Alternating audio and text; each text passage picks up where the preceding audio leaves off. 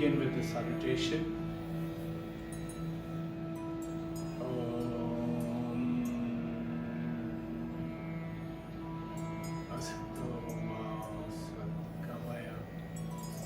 Tamaso ma jyoti gamaya mrityu ma amritam gamaya. Om Shanti Shanti Shanti. O Mother, hold our hand. Take us from unreal to real. Take us from darkness of ignorance to the light of wisdom, from death to immortality. Om, peace, peace.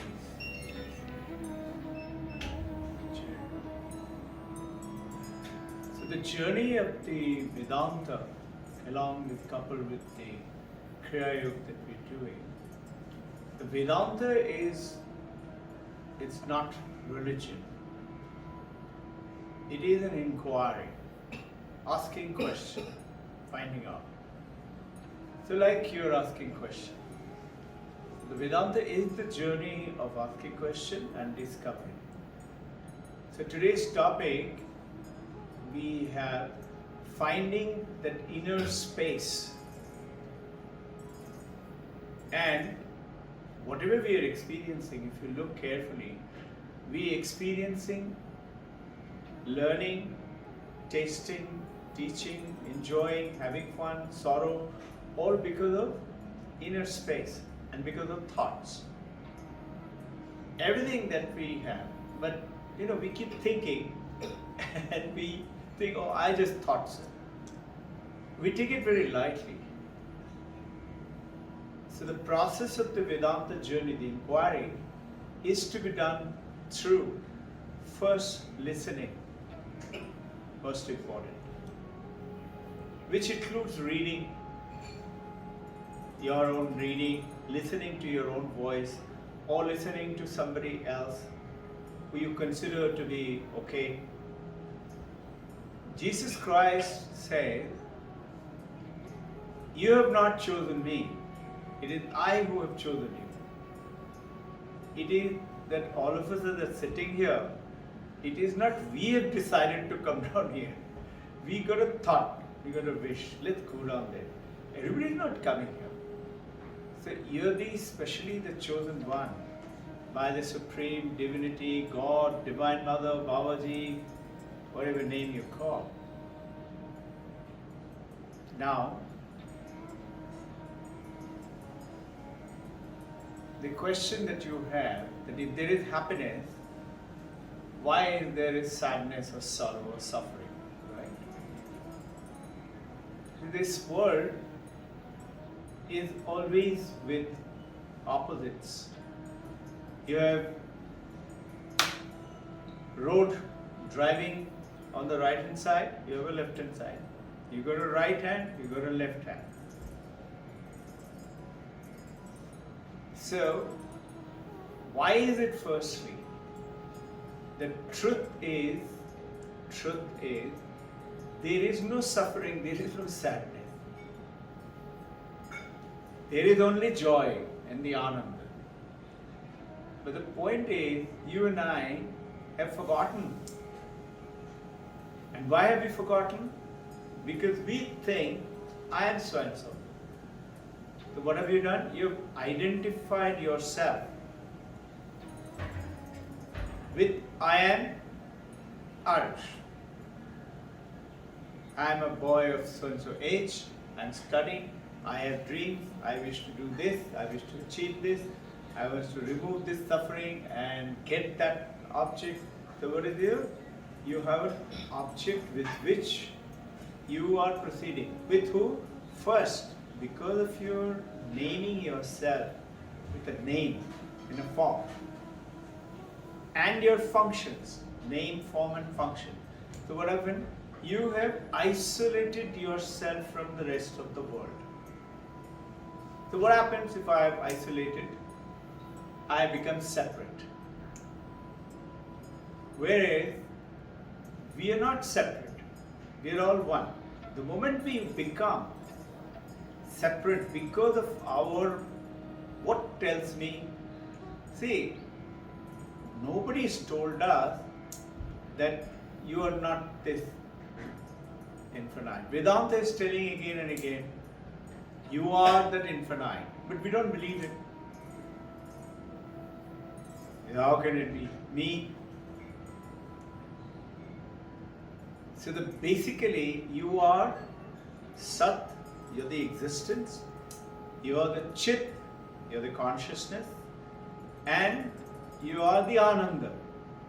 There is nothing else. There is no suffering. Who's creating the suffering then? You only are doing it. So what does it? Your mind does it. But you are not your mind. You have a name. You have a form and a function. What has? The name has, the body has. You are not the name and the body as per Vedantic knowledge, which is telling us, but we are not understanding it and believing it. In fact, Swami Vivekananda was challenged in the United States by the young Americans, and he said, Swamiji, you are hypnotizing all of us.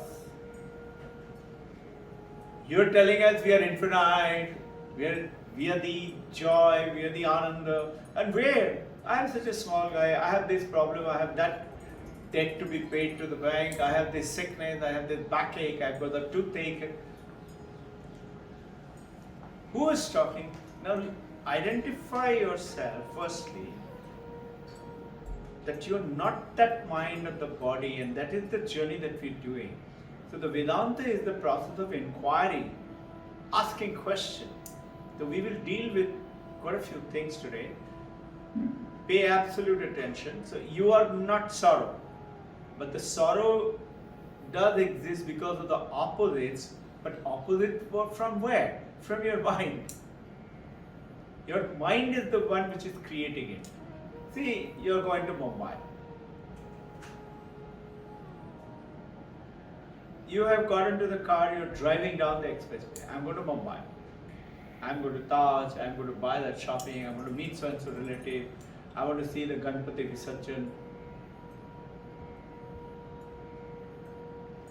On the way you see a big signboard. Tire burst caused injury to health. Okay, so there is a signboard. What do you say? Oh my God, I hope I don't get it. Babaji, please protect me, protect me. Who's telling you that you're going to get a tire burst? What should you do? Being a Vedantist, knowing that you are the supreme power. He said, me, tire burst, no way.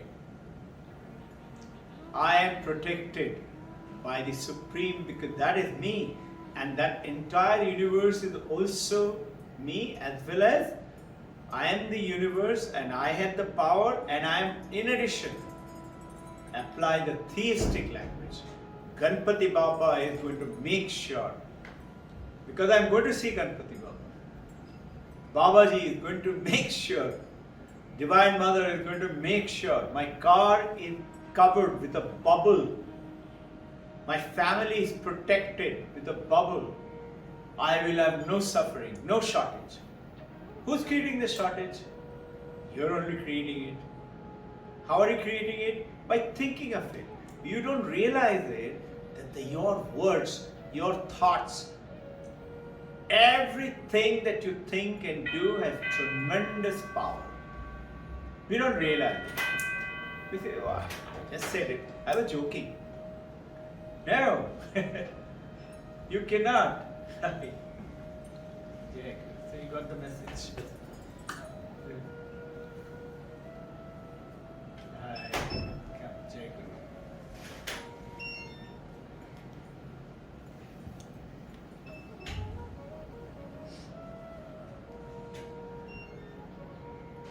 So we are like,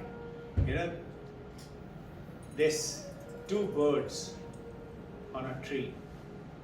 One is sitting right on top, calmly, serenely looking out into the world, not moving, still, silent. Another bird is in the lower branch, and it's moving, it's restless. What is it doing? Eating this fruit a little bit, liking it, saying very nice.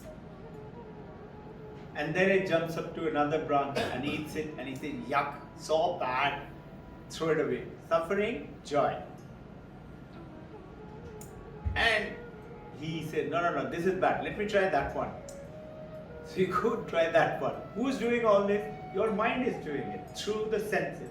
Have you ever realized, have you ever thought of it? Your senses are always taking you outwards. So what is today's topic? Finding the inner space and making all our dreams or our visions come true.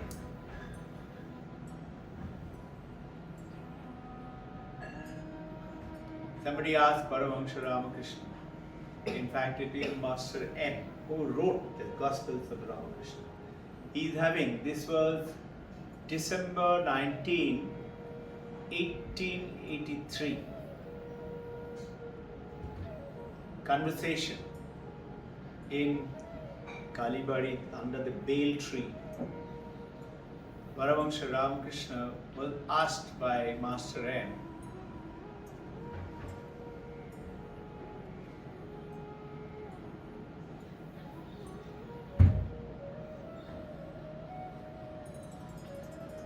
you were saying that you can attain God if you attain that purity. So you have to attain the purity. That is called ethical manifestation. Our journey is what? Paradigm manifestation. Paradigm is what? I want this. This is my state of mind. Ethical is you want it, go ahead, take it. But to do that, you have to maintain a purity. You have to tell truth. You cannot be, beating around people. You cannot be hostile. You should be kind. You should always carry like a toothache, always knowing I am the Brahman. Whatever I am doing, you don't have to run up to Himalayas and sit in a cave and thinking about home and thinking that I'm going to meditate there and then I will attain God. Vivekananda is saying that anyone who does that, they have missed the boat. He says that those who plunge in headlong into the samsara and say, I'm going to enjoy this world and samsara, he said they too have missed the boat. Then now what should I do? I can't run up to Mountain Himalaya, I cannot be in the family. He said, no. So what should you do? He said, divinize your life. Whatever you're doing with the purity, ethical manifestation. So when the Americans asked Swami Vivekananda, you are hypnotizing us, you're telling us this is not true. We have suffering. It's leading from your question. So that's Shravanam, the Vedantic learning. You should listen, you should have whatever doubts and questions. Maybe silliest question, dumbest question, but ask, because it's a question. You'll be surprised, many of them may be having that question, but they don't ask. Why? Because they're scared, somebody will laugh at me. Who is that? Who will laugh? Somebody's mind and intellect will laugh at my mind and intellect. So I'm scared, I keep quiet. Now,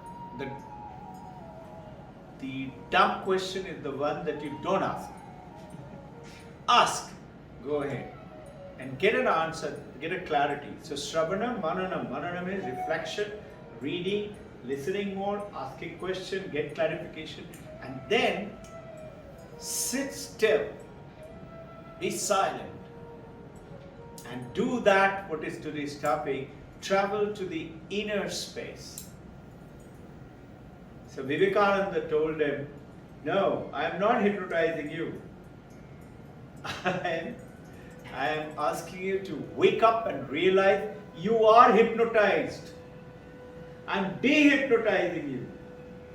You are hypnotized to say what? I'm small, I'm fat, I'm ugly, I'm tall, I'm good looking, I'm smart. And what? What are those features? all features of your body or the mind or intellect or ego. Mano, Buddhi, Chitta, Ahankar. Those four stuff.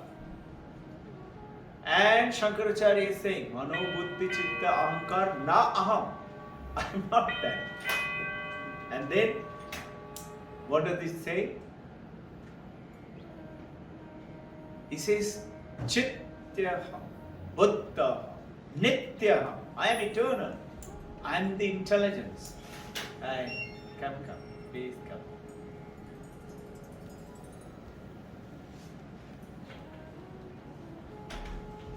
You're the one who called me? Yes. Okay, welcome. And what's his name? Daksh. Loudly? Daksh. Daksh. Okay, very good name. And you? My name is Dheeraj. Dheeraj. Okay, welcome. You have not chosen to come here. Neither has Usha told you to come here. We just covered that. You are destined to come here today at this time.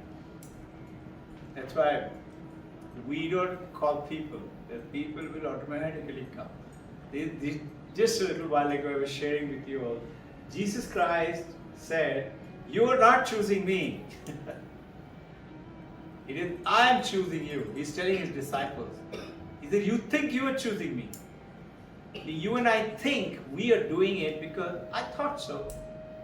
Now, so today's topic is traveling into that inner space and making dreams come true. So you got your answer.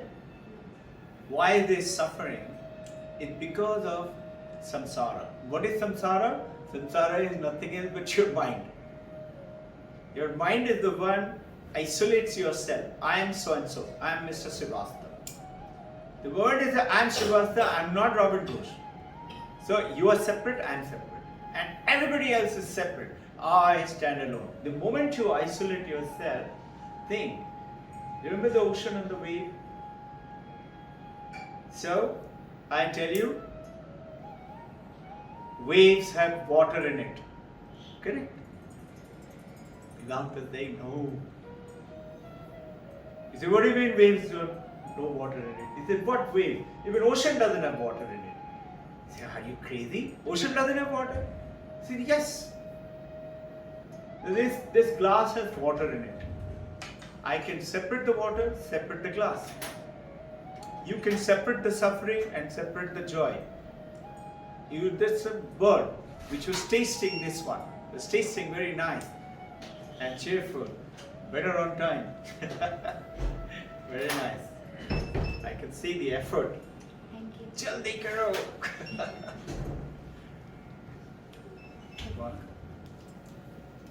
So what is happening? That little bird is tasting something and saying, yeah, very bad. Throw it off. Another one, very nice. And it is going to eat another one. And it is scared a little bit, will it be good or bad? And it tastes it and said, bitter, throw it off. And he looks up at the other bird. Other bird is sitting right on top of the branch, calm, serene, very peaceful. And this bird said, wow, look at that bird. It's so nice. I wish I could be there. You and I are doing it all the time. You have a motto in your heart, otherwise you cannot come here. The fact that you come here and the fact that you're in the process of the journey, you will attain it. No one can stop you. You know why? Supposing you're a girl, you're a boy. Can somebody stop you from being a boy? Being a human being? So Chidananda Rupaham, I am that supreme. Mano Buddhi Chitta Ahankar na aham. I'm not the mind, I'm not the intellect, I'm not the ego, I'm not the memory. Nityaham, I'm the eternal. Buddhaham. This is Shankaracharya's words. I'm like Buddha. Buddha is the one who knows. Buddha. The one who knows, one who is realized. Buddhaham, Chidananda Rupaham, Shivoham Shiva. I am Shiva? Come on, I don't believe.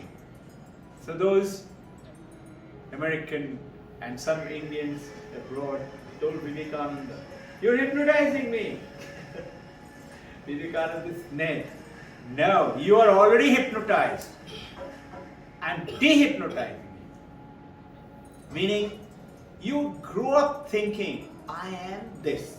Somebody tells you, very good in maths. You don't understand. Bad in study. That. He's been told by his school teachers and all, he's intelligent, he's sharp, but he's very restless. He has to focus. Is it correct? Huh? He is? They are our parents. They are our parents, no? So, tell me, have you been hearing it? That he needs to focus more? Yes. This is what I'm talking about. So what happens? I am growing up from the beginning. Thank you, Baba. By growing up, and everybody is telling me something. But who is telling, hey, you're perfect. You are the bird on the top. Only thing, what? You've been hypnotized to say you are this. So what am I doing? Vivekananda is saying, don't run up to the Himalaya cave and sit down and start to pray and take God's name and say, I'm going to reach God. He said, you have missed the boat. Why? What do you do in the Himalaya? You go to Himalaya and you sit there and you're thinking of your home. What if those people, he said, they too have missed the boat. Why? Because they're not connected to their true self. He said, if you are truly connected, think. This sunlight, it falls on dirty something on the road. Does it get dirty? It doesn't get dirty. It's pure. It falls on pitcher of wine. It doesn't get drunk. It falls on holy water, river Ganga. Does it become holy? No. So you and I are like that top bird on the top. And slowly this bird, hopping and jumping and tasting and slowly going up through the experiences. And eventually, this lower bird realizes, I'm no one else but that one. And he merges into that one. And that's the journey you and I are taking on. So in this journey, what we have covered already, you say that why is this Ganpati Bappa Maurya? Just now the Visarjan took place. Just now Durga Puja is going to come out. And then we have Babaji and Divine Mother and Krishna. What about that? And Allah and Jesus Christ and Mahavir Jain and Guru Nanak. So what you're doing is, see, in the earlier lectures we talked about, now you're telling what? You're singing song, Ganpati Bappa Maurya. You're singing, huh? Mangal Murti Maurya, Ucha Varshi Lokarya. We are praying, we are saying something, we are praying that you come back. Who comes back? Ganpati Bappa. This is being given, if you look at it carefully, from Bal Gangadhar Tilak onwards, this Ganpati celebration started off to bring the people together during the political movement, right? To bring Indians together. We were scattered, separated. Each one were operating in independent kingdom and things like that. So this is a good strategy was brought in. It is, but you're worshipping who? You're worshipping that same. I can separate the water from the glass. There is one glass, there is one water. Isn't it? Separate. Actually, it was glass full of water. But now I've separated it, the water and glass. Can I separate the water from the ocean? I can't. Can I separate the water from the wave? I can't. So it is not true that the waves have water in it. It is not true that ocean has water in it, or the dirty water puddle in the street has water in it, or the rain, or the cloud, or the waterfalls. What is truth? Truth is water itself has chosen to become the dirty puddle, or the river in the water, or in the pond, or drinking water in the distillery jar, or the ocean or the wave. The water is chosen. Your consciousness has chosen through the power of the existence. It will come a little complicated for the beginners, but understand it to be so. and you will understand it. Very simple. Because we are not used to this language. We are used to what? This computer is mine. This computer is mine. And we are talking about I am here. So I ask you, prove it that you're sitting here. Think. Prove it that somebody asks you, did you attend last Sunday's talk with Dr. Ghosh? Is he here? They ask you, how do you know? Will you say, ask my father? We tend to do that. And if you've gone and you've done an attendance, somebody said, why are you late? You say, I'm not late. He said, no, you are late. I saw you coming late. No, you check my scanner. I've done my eye scanner or finger scanner. I'm on time. How do you know? There is a scanner. Scanner will tell you. Will you say I was there in Sunday's talk, checked in the register, my name is entered? You say, I was there. How do you know that? How do you know that? That knowingness is called the consciousness. Unless you're conscious, you cannot do anything, learn anything, eat anything, enjoy anything, talk anything, do nothing. That consciousness, as per Taittiriya Upanishad, which is the journey of the Vedanta, is you. And this is what Vivekananda is telling the world. Vivekananda is saying, my entire journey of the world, if has to be summarized in two simple sentences. His whole life, he's saying, only two sentences. One, preach into the mankind their inner divinity, which is dehypnotized. And Vedanta is that inquiry path to dehypnotize ourselves. You and I otherwise thought my name, my function, my job, my bank balance, my house, property, this is who I am. Where is Robbin Ghosh? Who's there? This is me. Who's this? This is the body and a name and a form. It's not so. That's only the body and the name and a form. Mano, buddhi, chitta, ahankar, na aham. I'm not that. So the journey here is to identify, de-identify from what you are and continue to operate. So now the waves, one wave is playing, Robbin Ghosh wave is playing. And another friend with Robbin Ghosh is playing. And suddenly he tells Robbin Ghosh, can you see that line over there? So I say, yeah. He said, that's called the shoreline. I said, yeah, what will happen there? You're going there. I said, I'm going there? I don't believe you. He said, you are going there. I said, okay, what will happen if I go there? He said, you'll stop being a wave. I said, what? I'm a wave. I'm Robbin Ghosh. He said, no, you are something else. You are something else.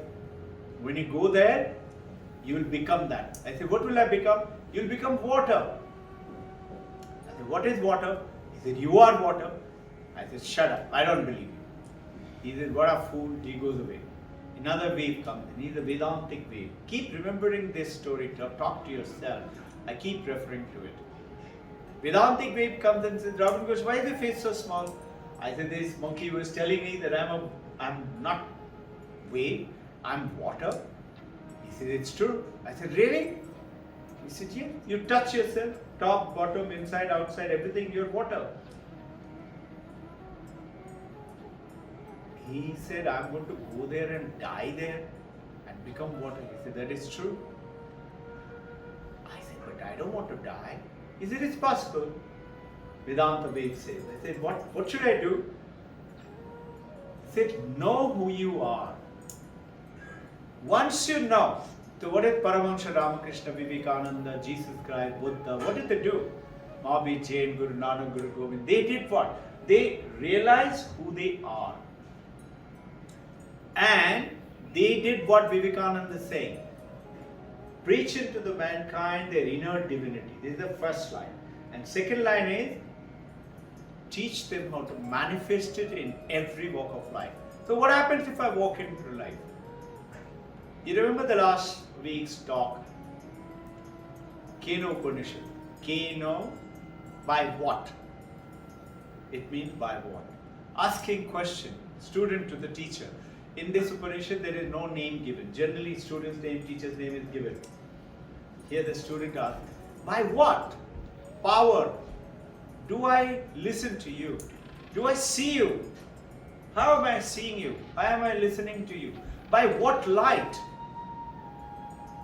Kam Deva. Which God is it within me that making me see you and hear you and things like that? And the Guru could have easily said, very simple like you and I know, he could have said consciousness. And the moment you say consciousness, see, if you look carefully, our world today is filled with what? Identifying with the world. What is the world? World is object. Everything is an object. Very good.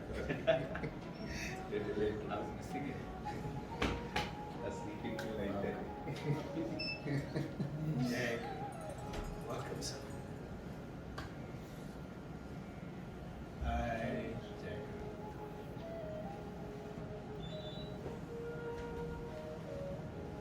Why didn't Guru say? You and I will say, by consciousness. And somebody will say, yes, you got the answer. Right, very good, 100 out of 100. He didn't say that. By what light do I see you? What light do I hear you? What light do I understand? What light? What is that power within me? Answer is, you know that it is consciousness, not the mind, not the body, not the chitta, not the ahankar. So what is it? He didn't say that. Guru said what? By the eye of the eye, by the ear of the ear, by the mind of the mind. What does that mean? Strange language. See, the moment you say eye of the eye, he is not talking about the mechanism of an eye. He said there is something inside the eye which makes you see, meaning it is something else other than the eye. It is something else other than the ear. Something else other than the mind. That's what makes you. And then they take the learning journey from there. And then eventually, otherwise what would have happened? Supposing he had said consciousness. So this world is filled with, what is an object? Object is anything that you experience.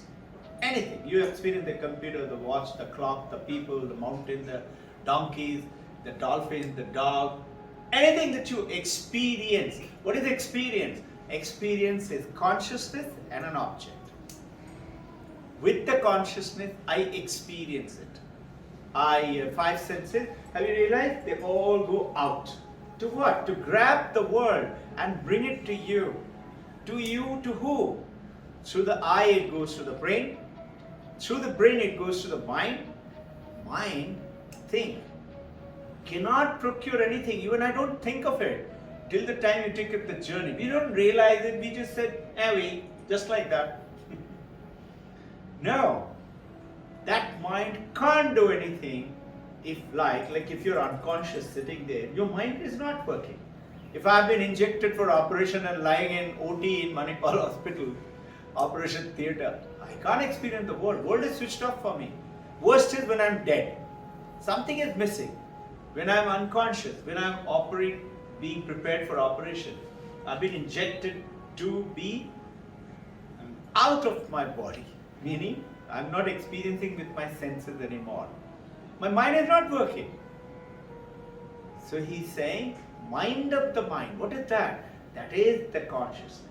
So now what you're doing, you're traveling from your question, suffering to joy.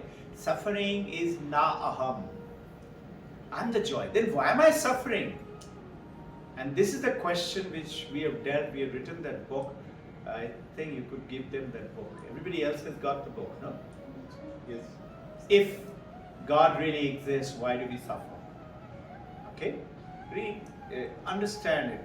Very short. God is not making us suffer.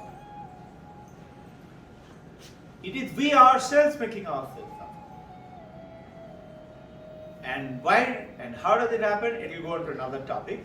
But in very brief, it is you with your karma phala. What you have done. Good, good, bad, bad. Vivekananda's word. All faces the law. You have to face the law. So this is why our guru, our grandma say, Shubh Shubh bolo, Shubh Shubh karo. Why? Because Shubh Shubh karo, Shubh Shubh milega. Now how do you do this? Because aligning yourself with consciousness. What happens is, when you know, I cannot, because I am the purity, I am the ethical manifestation, I don't tell lie. That's why you'll find, how long has he been with our school? This year was there. Huh? He's not there. He's not there. He's not there. His elder sister. Okay. You will find, let's say Arush. Does Arush tell lies?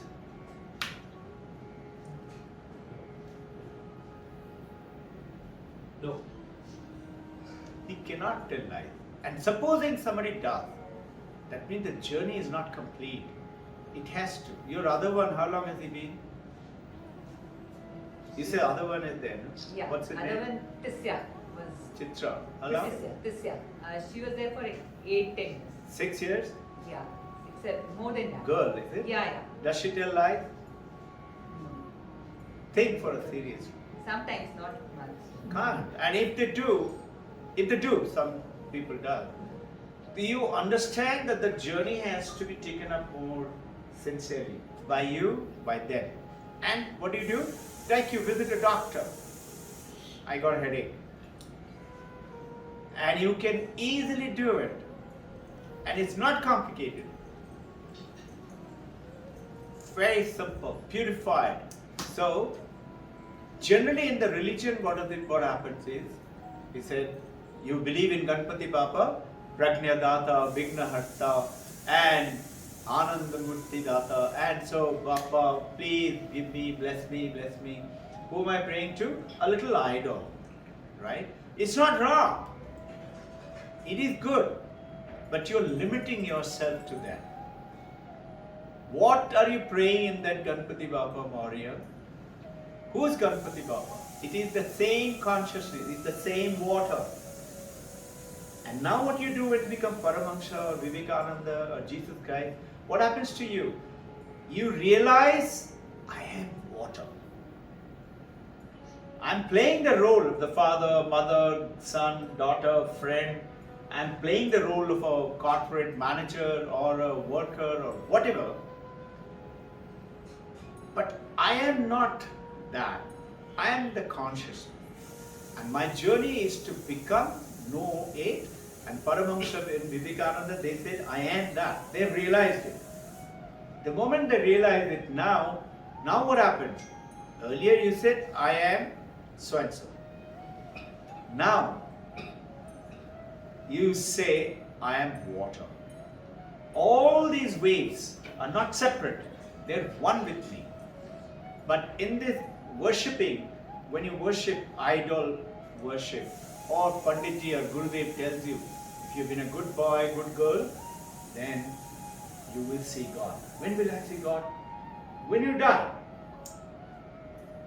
Now I cannot come back. This is what post-mortem proof. After I die, I will see God. I cannot come back and catch you, Gurudev. So, this is called language of faith, which we covered. I'll just touch upon it. Vivekananda went to the world outside and he said, listen, if God is there and God is omnipresent, omnipotent, eternal, infinite, why isn't God here right now? Prove it to me God is in this watch. Prove it to me God is in my hand. So he brought into the world, which is the gift of India to the rest of the world, is the religion of experience. If God is there, you must experience it. When? Right now. Where? Right here. How can you do that? And that is the journey through the Vedanta. It's not complicated. I used to think in the beginning, in the part of the journey, sounds pretty good, sounds pretty cool. So the other day, Vijay sir gave a beautiful statement. He said, sir, the way you're talking, as if you have realized it totally. I said, it is true. I have realized the understanding intellectually. I've understood it now. But you and I have to not make the intellectual journey. intellectually understand is Shravanam, Mananam. And now we have to make it our own.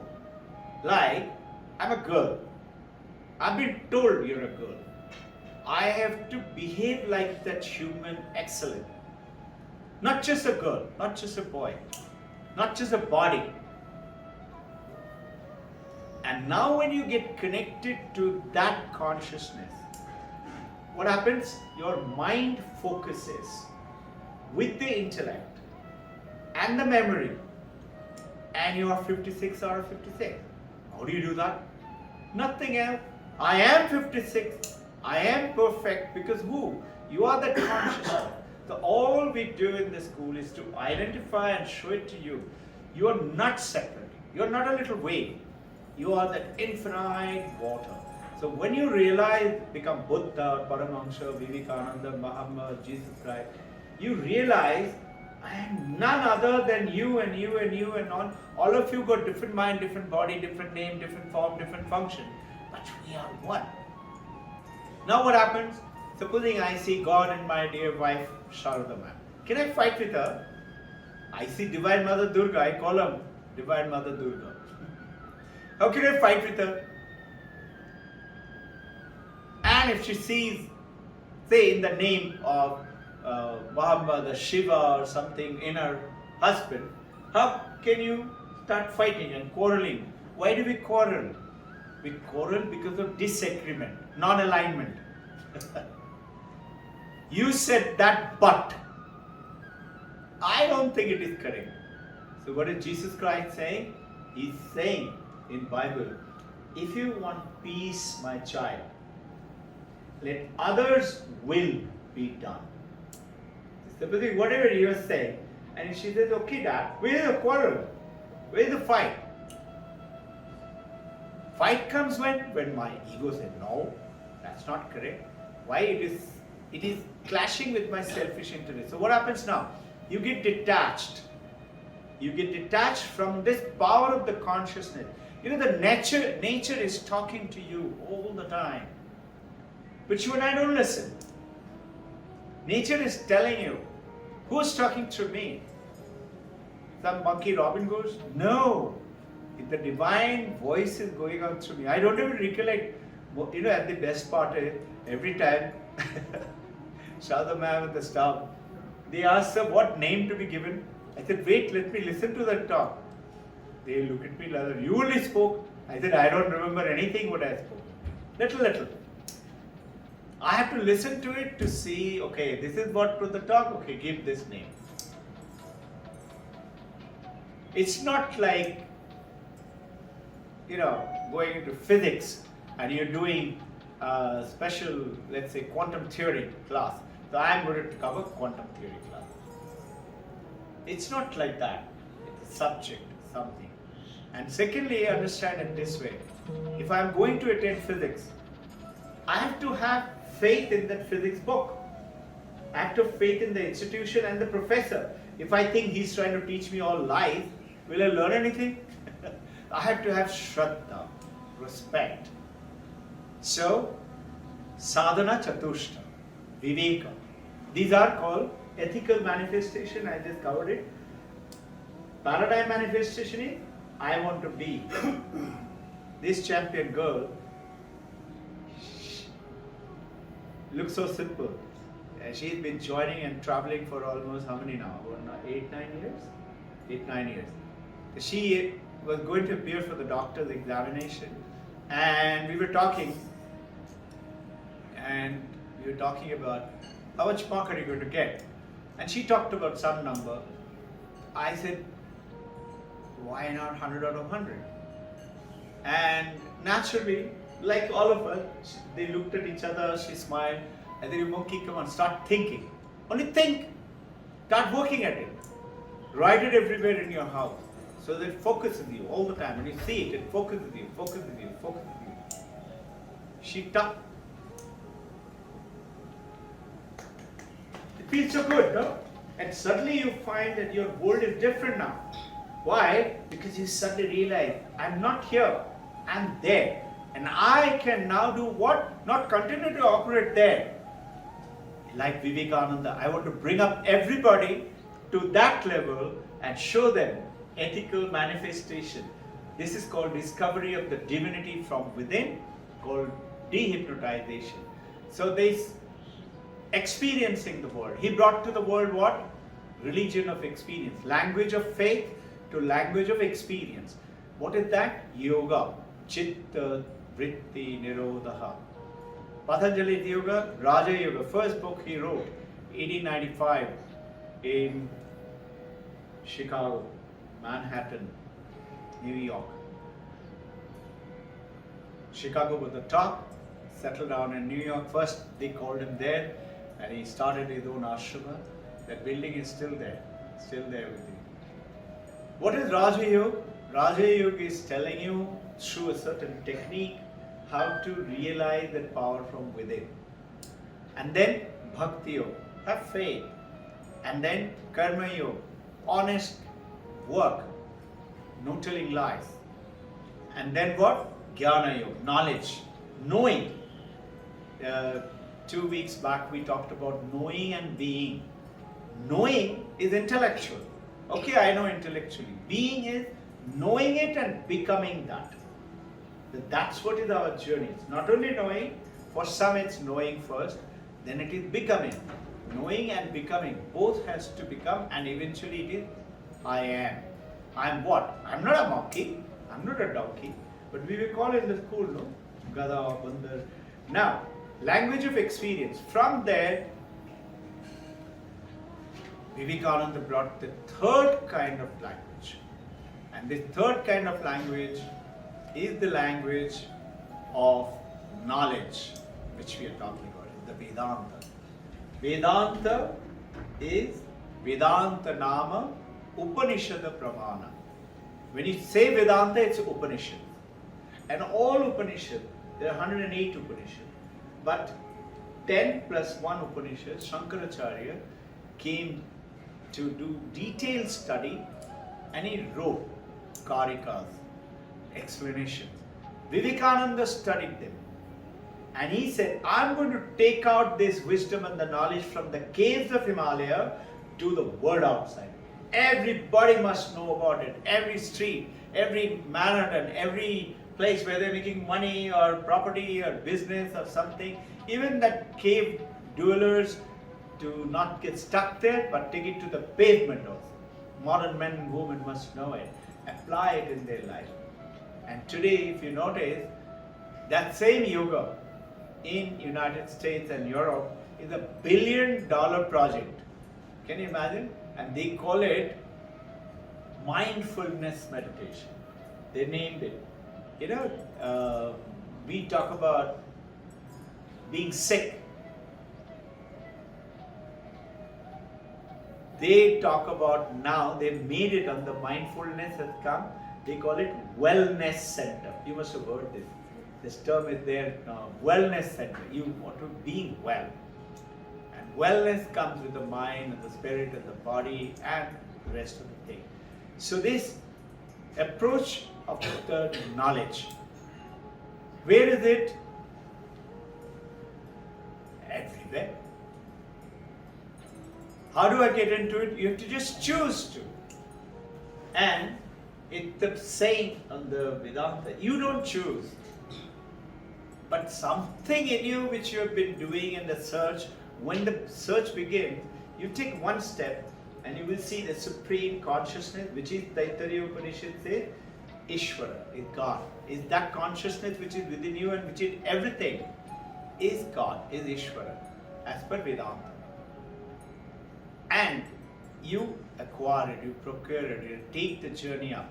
Then what happens is, what is this consciousness? Supreme power. Imagine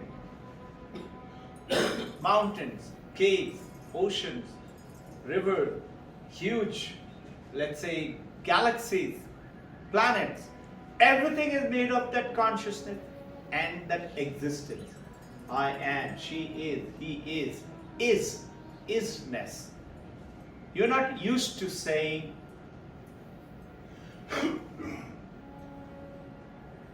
Vedanta is saying, don't say computer is. Don't say the clock is. He said, then what else? Clock is there. He said, no. Say isness is clock. Isness is computer. Strange language. But you have to orientate it to understand it is the existence which has brought you here. And consciousness has guided you to start to. Consciousness and existence, they are not separate. Have you noticed something? Shiva is lying helplessly and Mother Kali is dancing on top. And Lord Shiva is supposed to be the creator, destroyer, sustainer of this universe, no? Shivoham Shiva. You're saying I'm that supreme Shiva. How Mother Kali is dancing? Have you ever thought? So we were talking last night, Sharada and I keep talking about all this. And our topic became very interesting. Mother Kali is supposed to be the Maya. The Prakriti, the Maya. What is Maya?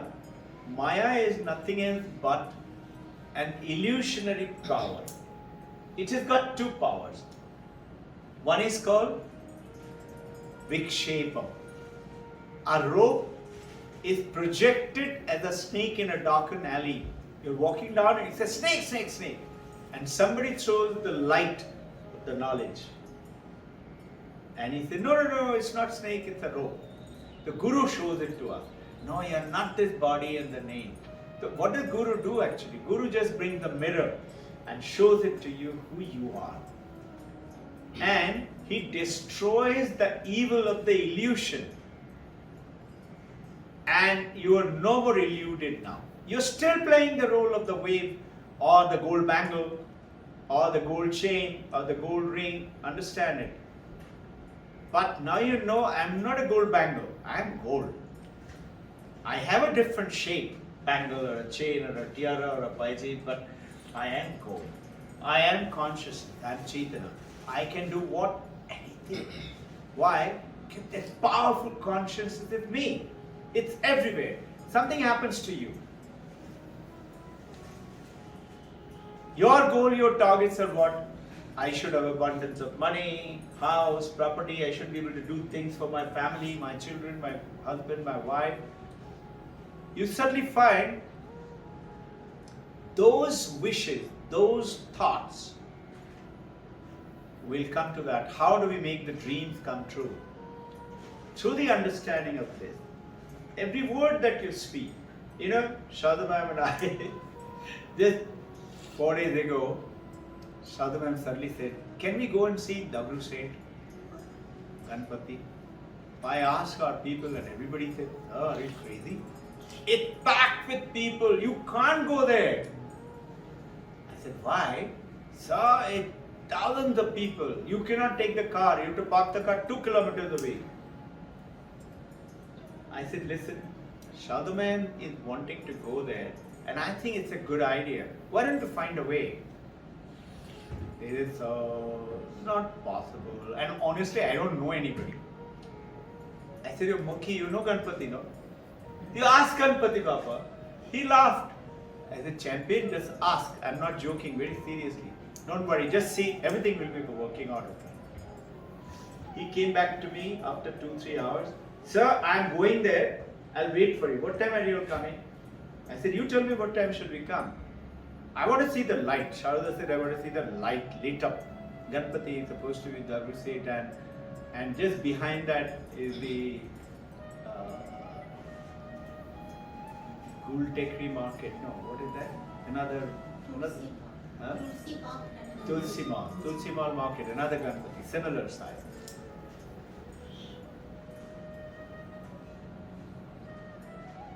He said, sir, I've got, I have met, you can bring your car from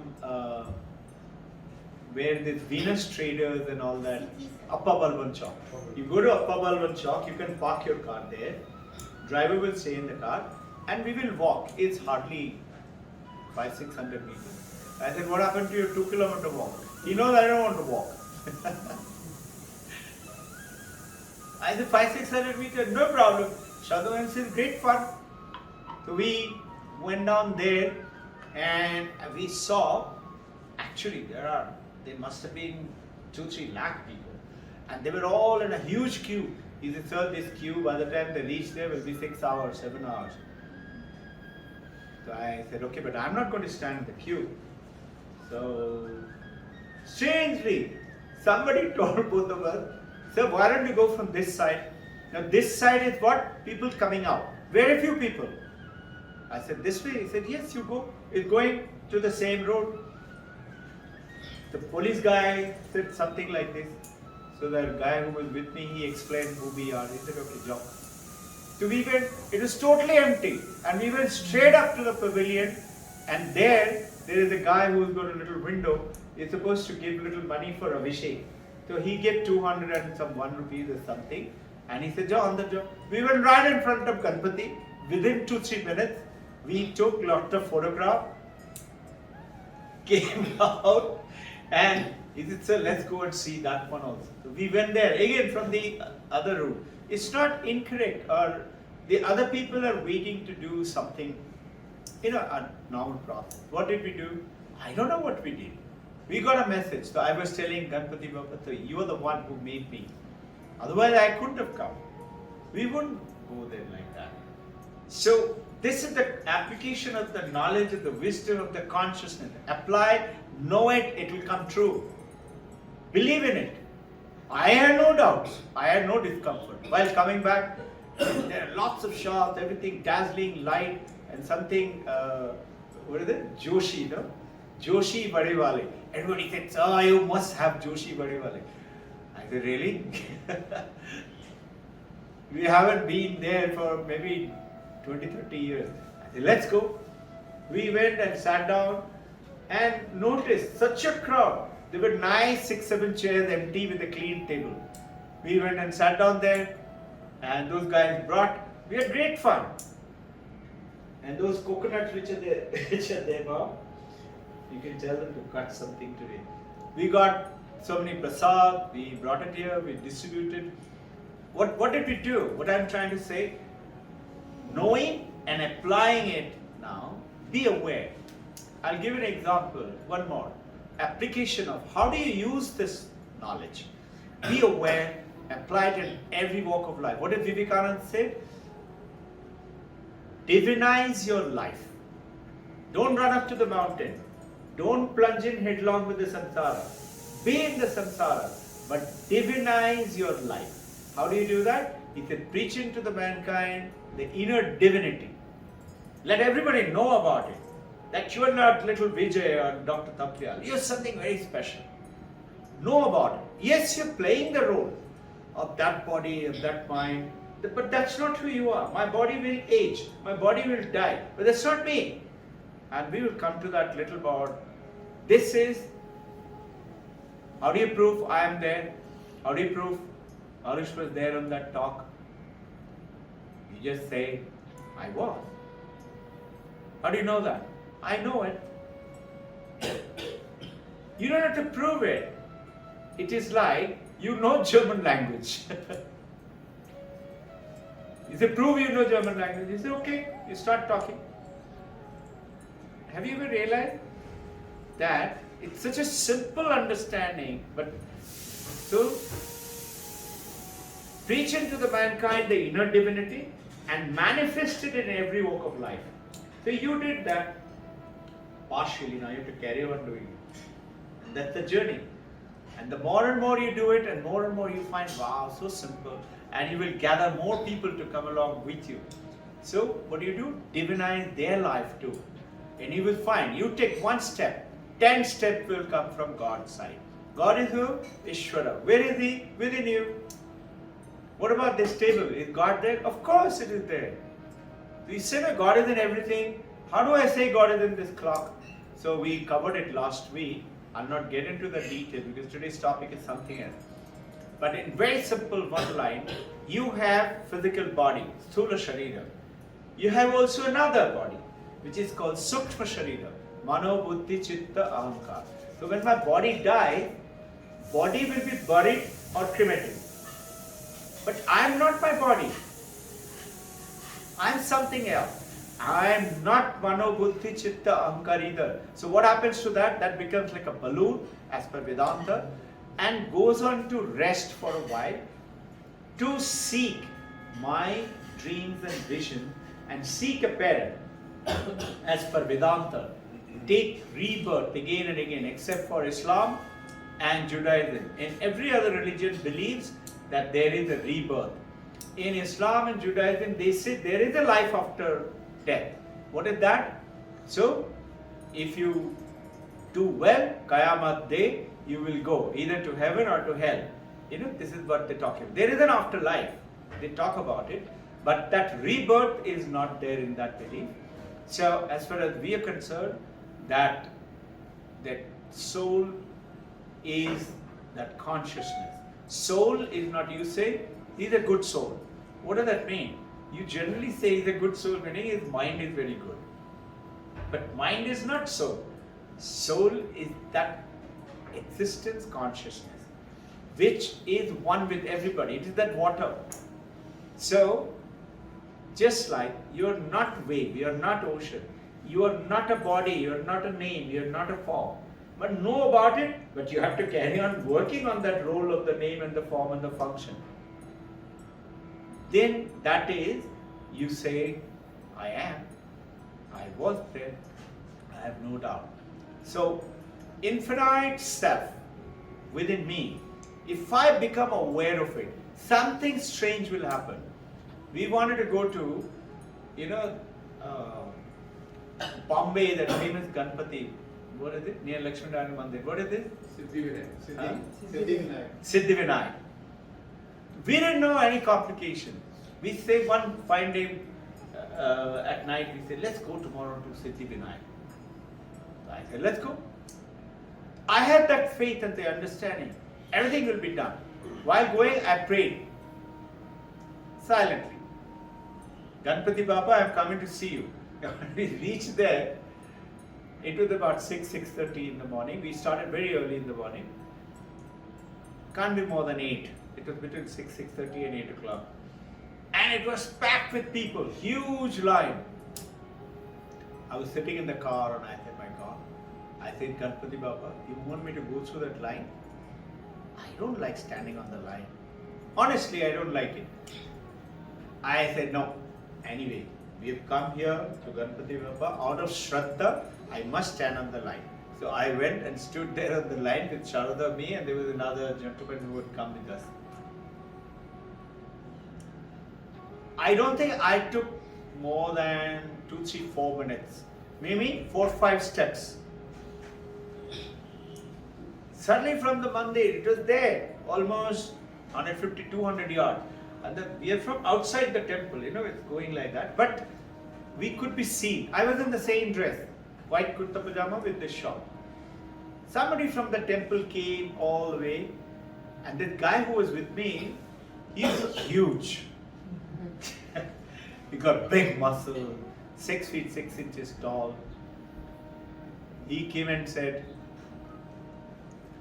now those days were the terrorist things were happening. I thought, my God, he must be thinking this guy is a terrorist, so that's why he's calling me. Must be some investigation and something. I said, what is this, Ganpati Baba? I said, what is it? इधर आइए ना. I said, हम अकेले नहीं हैं. Wife है और इन्होंने भी है. आ जाओ. I said, किधर? आइए ना. I walked with him. This is the queue, and he took me from this side, like Ganpati Baba. It happened. Took me straight into the. If you go to there, Siddhivinayak, there is a small door on the left hand side. A small door, about this big a door. He said, stand here. There was another guy in front of that door. As that guy finished, the Pandit said, Darshan karna hai na? I said, हाँ, आजो. Just imagine, I went there, stood for 15-20 minutes, prayed to my heart's extent, and then I came out. Within how much? 20-25 minutes time, visit is over. And those guys are still in the line. I came out, I expressed my gratitude to Ganpati Baba. I said, you're the one who's got it done. I came out, the driver said, sir, we should go to Lakshminarayan Mandir. I said, where is that? He said, within some 20 minutes drive or something. We said, let's go. So we went there. Now there was a huge queue on the girls' side, very few people on the men's side. But you have to go up, climb the stairs, and there's security. So Sharada's queue was very long. I went up and I finished the security. This guy who was with me, he also finished security. Just think, I'm explaining to you how things happen when you believe and know it. It's going to happen. Just know it. That's your thought. And we'll cover a little more on the thought process. We have a little time. I went, now this is my habit, I hardly keep my eyes open. I was with my eyes closed, I crossed the security and then I was standing there waiting for her to finish. I saw she is way down there coming up the staircase slowly. I was praying silently. Mother, I have come to meet you. Little later she came, must be 10-15 minutes later, and touched my hand. I opened my eyes. I said, where is Irfan gone? I didn't see him. And there were a lot of shops, if you notice, right in front. Somebody from the third shop did like this. I said, what is it? You're searching for that guy? I said, yes. He's gone to the police. I said, police? Why? Again, the terrorist thing. I said, my God, police must have caught him. He looks like terror, big terrorist guy. Nicely dressed. So I said, where is it? He said, that side. Opposite. Mandir is this side, police is that side. I said, my God, why is this? I said, Divine Mother, what is this? I've come to visit you in your house and you're sending me to police? Anyway, I went there. I found Irfan is standing inside and talking to a guy in civil clothes. Must be Inspector, PI, SI, SP or something like that. So Irfan looked at me, I looked at him saying, are you in trouble? Asking him this question. He smiled and he looked at the inspector, he said, Saab. The inspector got up from there. He came out and he said, Namaskar, aap darshan karne aaye hain? I said, yes, aaye. He took me with him, straight at the back of the temple. There's a huge queue there. You just sit here. 12 o'clock is the darshan time starts. And it was about 10, 15, 20 minutes to go. I said, okay. I sat down there and I started praying. We are going to what? I've never been there. Lakshmi Narayan temple. That means Lakshmi Narayan I'm expecting to see. While meditating, Sharada and I, we were sitting quietly. I got a message that I see Mother Saraswati, I see Mother Lakshmi, I see Mother Kali. And I'm wondering, why am I seeing Mother Kali, Mother Saraswati, Mother Lakshmi?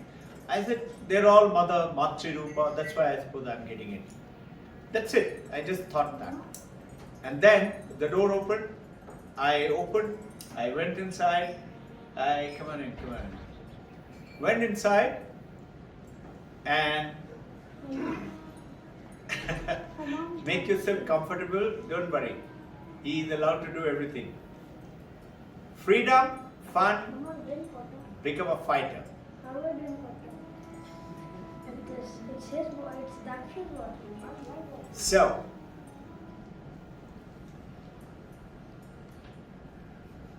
as we entered, I don't know if you will have been there, this face is not clear. 3 stupas, small, made of pure gold, 3 of them.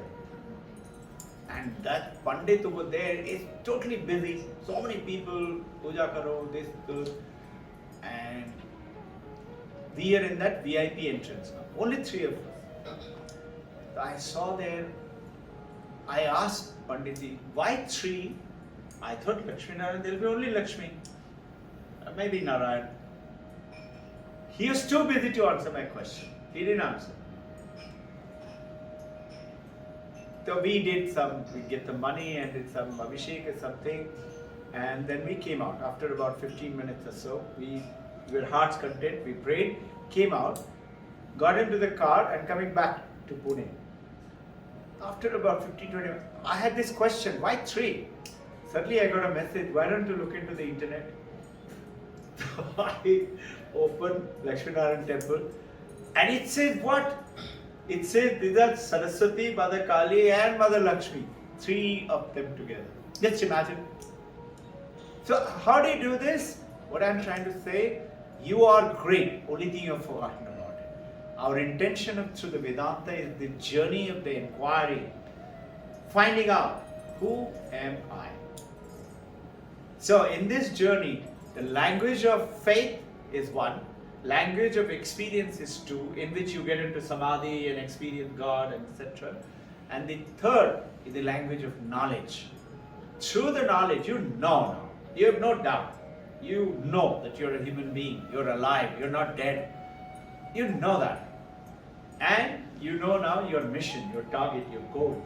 And you work towards it. You get focused. So notice, how did Swami Vivekananda become Vivekananda? He went and asked everybody, have you seen God? Everybody said, seeing God? They couldn't answer him. Then the principal of the Presidency College, British guy, he told him, I have heard about a Hindu monk in Dakshineshwar, go and meet him. He was a brilliant student, Vivekananda. So Vivekananda went and met him. He asked him, have you seen God? He said, yes. First person. He said, not only I have seen him, I see him better than I see you. And this is what we are talking about. It is not great master. You too are that great master. Vivekananda is saying, it is not the birthright of Vivekananda or Jesus Christ or Buddha to be Vivekananda, Jesus Christ or Buddha. It's your right to. This is called manifest that inner divinity within you and then put it into every walk of life. Place it everywhere. Make the tiny champions decide what is happening. We are suffering. And you say, oh my God, I'm like this, I'm small, I got a backache, my hand ache and my toothache and I have no money and we got a big nice list. Not happy. I want that. In this case, what is happening, this journey, you have a wish. You don't realize your thoughts, your dreams are very powerful. You have that wish. Just know that it will come true. It will happen. Then why isn't it happening with everybody? You know why? Because you don't believe in it. You yourself don't believe in it. Going to Mumbai, tire bus will call injury to health. And you say, oh my God, I hope I don't get a tire bus. I'll say, hey monkey, why will you get a tire bus? You're protected. And supposing you do, so what? Change the tire and continue. No? Whatever it is, the Mother Ganga coming from mountain Himalaya. Do you know? Mother Ganga was not water, she was a glacier. Frozen. Himalaya said, no, you will not go, stay here. Mother Ganga cannot be kept. So Mother Ganga did what? Pour a hole through mountain Himalaya, Gangotri, Gomukhi, and started trickling out. From trickling out there to see Mother Ganga and Rishikesh Lakshman. Raging river. A beautiful statement, a little deviation, but a wonderful story. One monk in Gomukhi Gangotri sitting there, and there's a younger monk who had gone there to spend some time. His name is Swami Sarvapriyananda. He himself is saying, it was about 4 o'clock, and there you get only one meal, and that is, they have a famous saying, Kabhi ghee khana for the lunch. You know, you have to beg. 5 times only you are allowed to beg. 5 people or 5 times. If you don't get it, you're not supposed to beg anymore. That means that day you're supposed to go hungry. So they are saying, the monks in the Himalayas say, Kabhi ghee khana. This is Thapniyal sir's language in his place, Uttarakhand. Kabhi muthi bar chana. Ghee khana is somebody cooks specially with ghee and stuff and halwa and khichdi and all that stuff. Kabhi muthi bar chana, only one fistful of chana. And he said, Kabhi wo bhi mana. So this is their thing. So he was hungry. 4 o'clock, he saw some apple tree. They went and broke one apple and he sat down to eat it. As he sat down to eat, this senior monk who was also sitting somewhere there. So he said, can you see in Hindi, he was saying, in English, can you see the river? It's what right now, I have the monks who are living there, so they keep ringing me up once or twice in a week and they say, Ganga ko darshan karao? I said, हाँ कराइए ना. So he showed me with a video. They are all groovy sannyasis monk now. He's got a mobile and he shows it. They also eat one time in a day, 12 o'clock, and have little tea in the evening once at 4 o'clock. So Ganga is right now torrential, muddy, very fast, very cold, dangerous. If you try to cross, many people die. This is Devaprayag, Rudraprayag, that area. So, what happened? Just think. Very good. Come.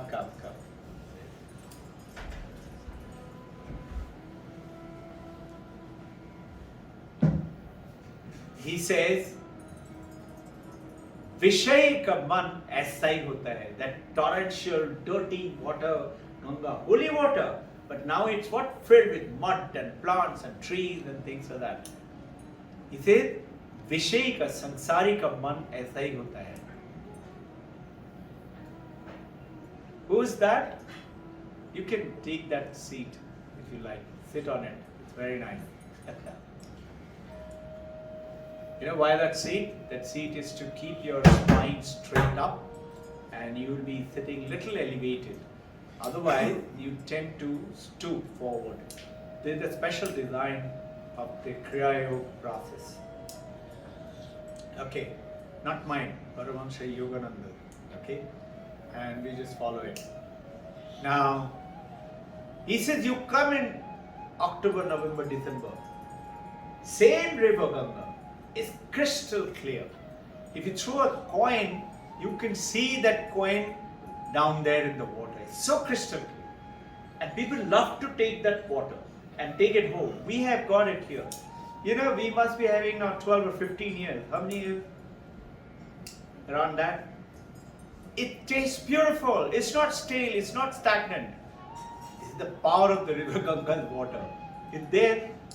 We have water from various places. Kedarnath, Badrinath. Kedarnath is Alaknanda. Then Kailash Manasarovar.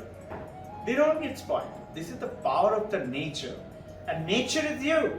Nature is within you. Manifest that divinity from within. In every walk of life. Vivekananda's words. Simple 2 sentences to explain his whole life. So now here he says, when you start to become a sadhaka who's practicing being still, being silent, ethical manifestation, not telling lies, being kind, being caring, and following every day at a specific time, specific place, specific asana, sitting, and being still, being silent. Now what you're doing, what we are talking about today's topic, inner space. Have you realized people in the NASA today booking in for 2040 spacewalk, charging millions of dollars? You have to ensure yourself that if you don't come back, somebody else will get your property and things like that. You have to write your will. They're doing all this process and they're charging millions of dollars. I know a few Indian parents of ours who have done that. You know? Shauda was telling me. They booked their name and things like that. They're doing what? Spacewalk experience. Hey, Vedanta is giving you free and telling you do it right now over here within you. In the same space. What is space? Our talk was yesterday. See this glass. Let's say this glass has water. This glass was empty. What was inside? It was space. I'm defining you space now. What is space? What is time? Vedanta explains so beautifully. And you and I don't know all this. Space is space. If you look at dictionary, look it up, Oxford Dictionary. It tells you any matter, materials, height, width, and length can occupy that. It is infinite and can be occupied by anyone. Now, a building has come up here. You say, there used to be empty space, now it is building. In other words, what? Building has replaced the space. No? This is what we understand. How?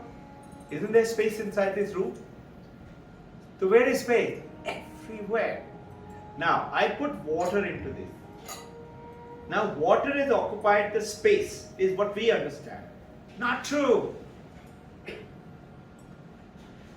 If I take that water, now what?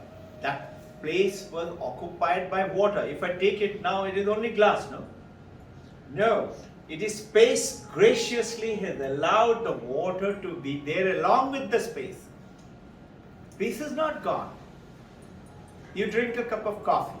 There's a beautiful explanation subsequently I'll talk about.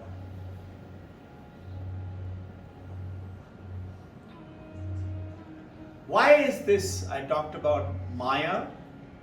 It is talking about basically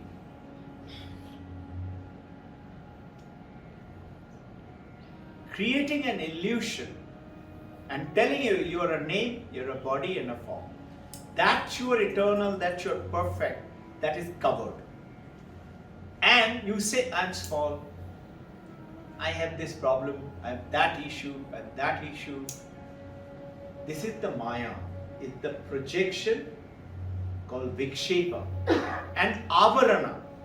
It eludes you. Two properties of Maya. Avarana, Vikshepa. So a rope looks like a snake in a darkened alley. It's a projection. But you throw the knowledge, light, and you say, no, it's only a rope. So now through the travel of the Vedanta, you're throwing the light onto you. You see, who is this I? Am I this body? Nama Rupa Babhara, Shankaracharya's words in Sanskrit. Am I this name? Am I this body and the form? No. When you align yourself with that, that is called human mind. And human mind separates yourself from others. I am Robbin Ghosh. I am this. I am sitting here. We have covered this in detail earlier. We'll continue to cover right now. So what happens? Vedanta tells you, no, you are not. But the Maya is why God doesn't want to put suffering for us. Then what is it? So that you can struggle and you can go beyond the illusion and realize who we truly are. That's it. Very simple. You have to work towards it. How? Ethical manifestation. And you got those 4 yogas. Raja Yoga Supreme is the Kriya Yoga. Raja Yoga has got 108. 108 Upanishad, out of which 10 plus 1 Upanishad, Shankaracharya brought into the world. And we talking about Vedanta, through the Vedanta life and practice of that Raja Yoga, Bhakti Yoga, Karma Yoga, and Karma Yoga's ethical manifestation in the work. I'm not working for my little money. Yes, I will earn money. Teacher will say that means what? I'm working only for earning money? No, you have to earn money to take care of your people, the home and family and your whatever your requirements are. You have to do that. But can you divinize your work? Whatever you're doing, I'm not the doer. I'm not the one who is going to see Ganpati Baba. It is the consciousness is going down and I ask for it. And you will see nature will make everything for you clear and good. And it will start happening to you too. It's not some story or something. So Brahma and Maya, Shiva and Kali. Shiva Brahma is lying down, helpless. Imagine Shiva. How could he? And Maya is the mother Kali, is the Prakriti. Yesterday this story came to me. I was talking to Shada ma'am. Have you realized in a function, let's say we recently had champion daughters engagement. Lots of people, lots of work. Shada ma'am was running it out.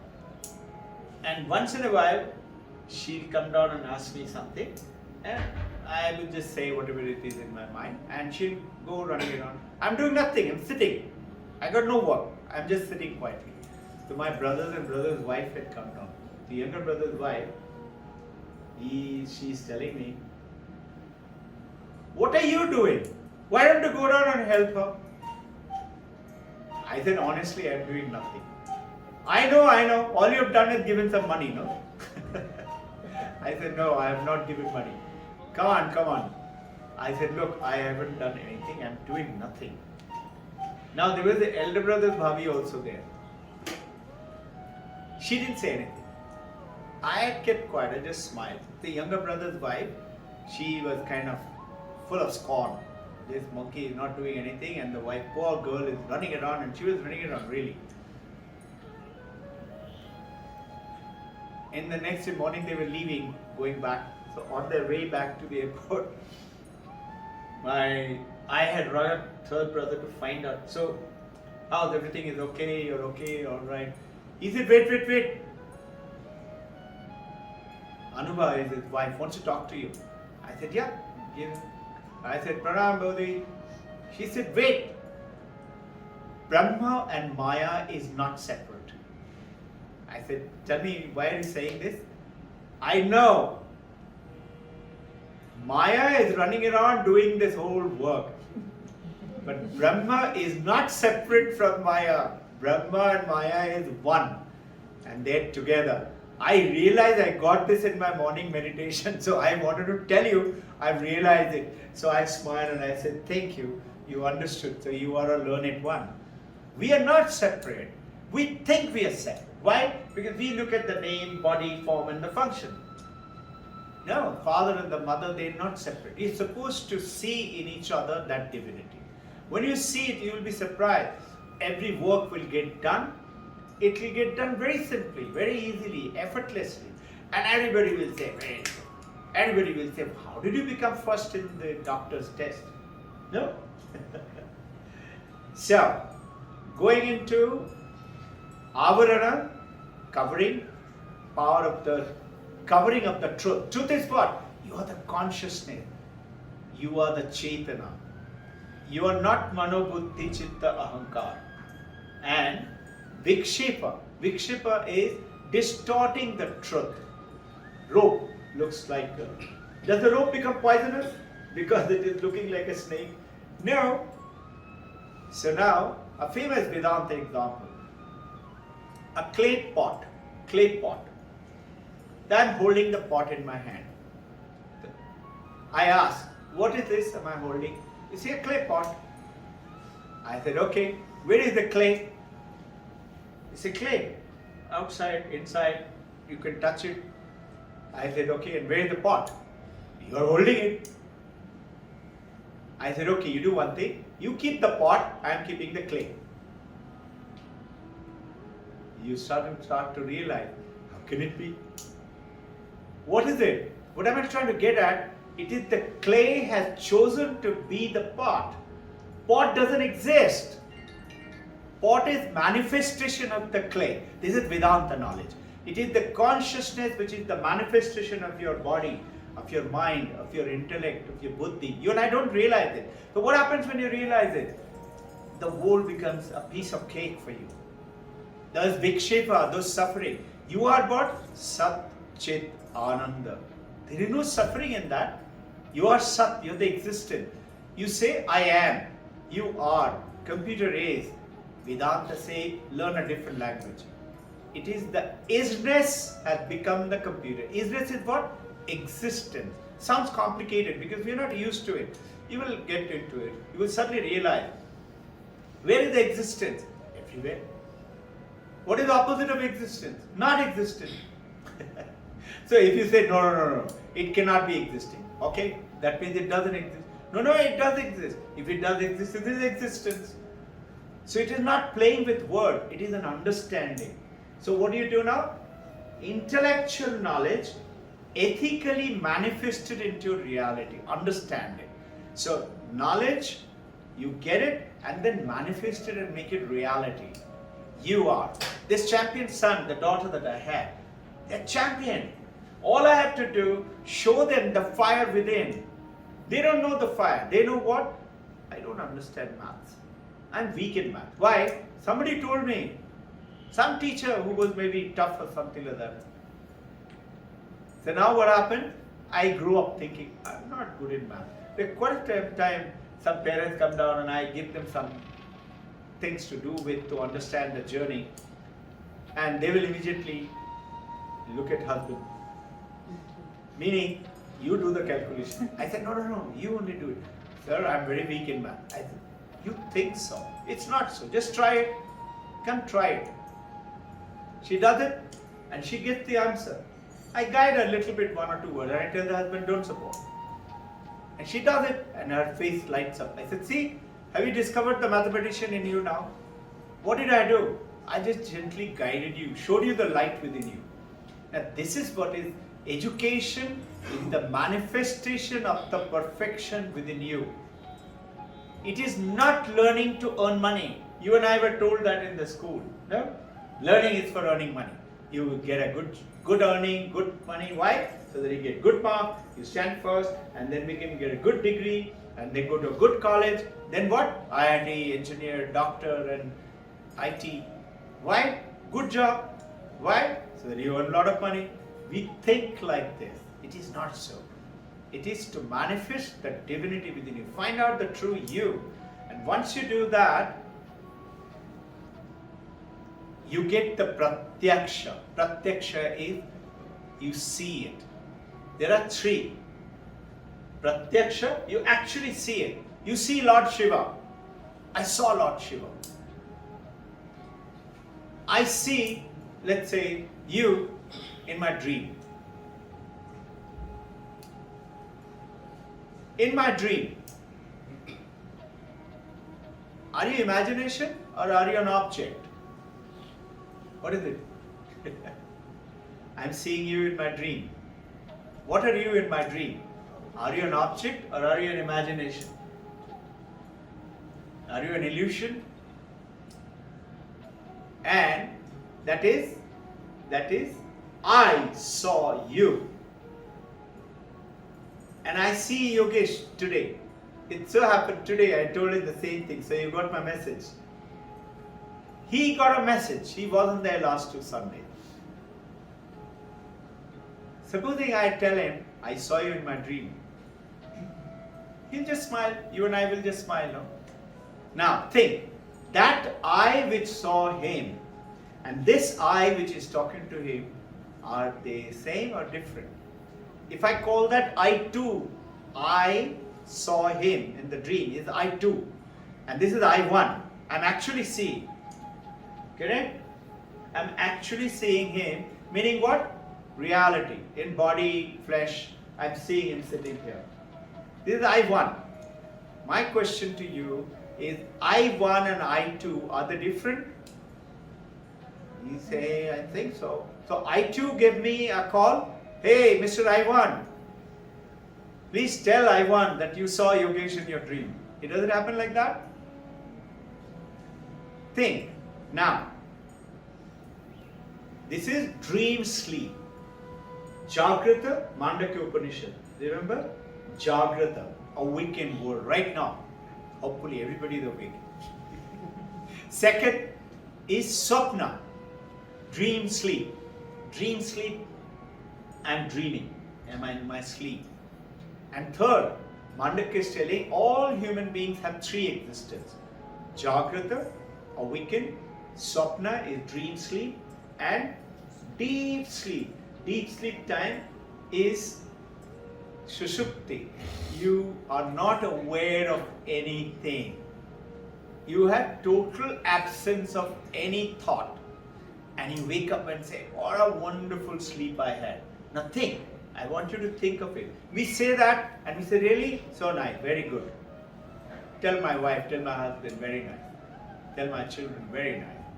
Think, when you say, I had no thought, what does that mean? Anything that you learn is with a thought. Anything that you do is with a thought. Any prayer that you're doing is with a thought. But you and I don't look at that thought that way. It is, when you say I had no thought, that means what? Think. That means you were ignorant. No thought is no knowledge. That means you were ignorant about what was happening to you. And because of which you had deep sleep. And you are very happy. Happy for what? Being ignorant. Are you with me? Yeah. Vedanta is explaining this, Mandakya Upanishad. So what is it? I1, I2, I3. I3 is totally zero thought. But does the I3 exist? You say no. You say if it doesn't exist, how do you know then? How do you know you had a good sleep? So there was a beautiful talk by one British philosopher who came to India, and he was giving a talk. So one of the philosophers, Vedantists, asked him, so in deep sleep is there consciousness? By the way, there is one consciousness talk. Yesterday I noticed somebody is talking. He says consciousness cannot be explained. And he is what? He is working in NYU, New York University. He's supposed to be great Indian scholar, and YouTube guys are asking him, how do you define consciousness?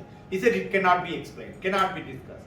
He is an Indian. He doesn't know the basics of the Vedanta. He is going by the Western world. The Western world call it David Chalmers. Find out this Australian name. I've talked to you all many times. He's an Australian, head of the NYU. He says hard facts of consciousness, meaning cannot be explained. Harvard, HDS, Harvard Divinity School, is studying what? Vedanta. Why? And you and I, pretty happy being ignorant. I'm talking about, I just dreamt so. You don't realize your dreams are things going to be manifested if you work with it. Henry Ford, he saw something, he dreamt of something. Isaac Newton saw an apple fall. He kept thinking about it, He dreamt about it. And what happens now? Today, till today, the topmost physicist in the world is Isaac Newton. Of what? One discovery. Apple, millions of people had seen it fall, no? He started to dream about it, think about it, kept working with it. You have to do that. Whatever dreams, visions you got, thoughts you get, don't elude it. Start working with it. You get, I'm going to get $1 million. You get a dream. And you say, me, $1 million? Yeah. You only laughing. Your daughter says, I'm going to do 56 out of 56. You look at her and you say, really? Very nice, very good. And you tell your husband, you know what? Rekha is saying she is going to get 56 out of 56. Your voice itself is telling you don't believe in it.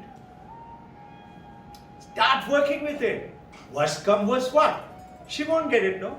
But instead of 56, she will get 55, 54, 50 plus. So what result do we get? Shraddha Ma'am's team for the last 5 years producing toppers. Can you imagine? 5,400 schools in the world, IB schools. 5 to 6 lakh students appearing for 10th standard and 5 to 6 lakh 12th standard. And out of the topper is coming from little school, Victoria's kids. Where is it? Switzerland, and there's America, South, North, South Africa, Canada, England, France, Germany, Spain, here, Japan, China, Korea, Singapore. India itself, 204 IB schools. How come the toppers? All we do to these tiny champions that you don't know who you are. Start working with them. And we give them a little guideline. Shraddha Ma'am is counseling them with a team. They discover. So you understand? There is Swami Nirvidananda. He was the disciple of Swami Brahmananda, who was the left arm of Paramahamsa Ramakrishna. Right arm was Vivekananda, left arm Brahmananda. He's got a beautiful book, Eternal Truth. On him, this book is written on him. An eternal companion, not eternal truth, eternal companion. You know, every monk, every brahmachari is supposed to have that called eternal companion with them. Just read it. I have. You all can have a look at it. It's very simple, very powerful. Read every day a few lines and it gives you. This Brahmananda disciple, Nirvidananda, he was a great physicist, very talented. very specialized during Einstein's time. I'm talking about at that time, Einstein's time. Nirvinananda had another colleague, Dr. Meghnad Saha. Those of you you must have heard that name, you can Google it. He was topper, close to Einstein, from India. Being a Bengali Indian, very good. Top especially, like Dr. Jagadish Chandra Bose during that time. Now, both of them, Nirvidananda as a student and Meghnad Saha, both of them student, were working with physics and talented. Everybody was saying, you all are going to places. Meghnad Saha did go. Nirvidananda decided to become a monk.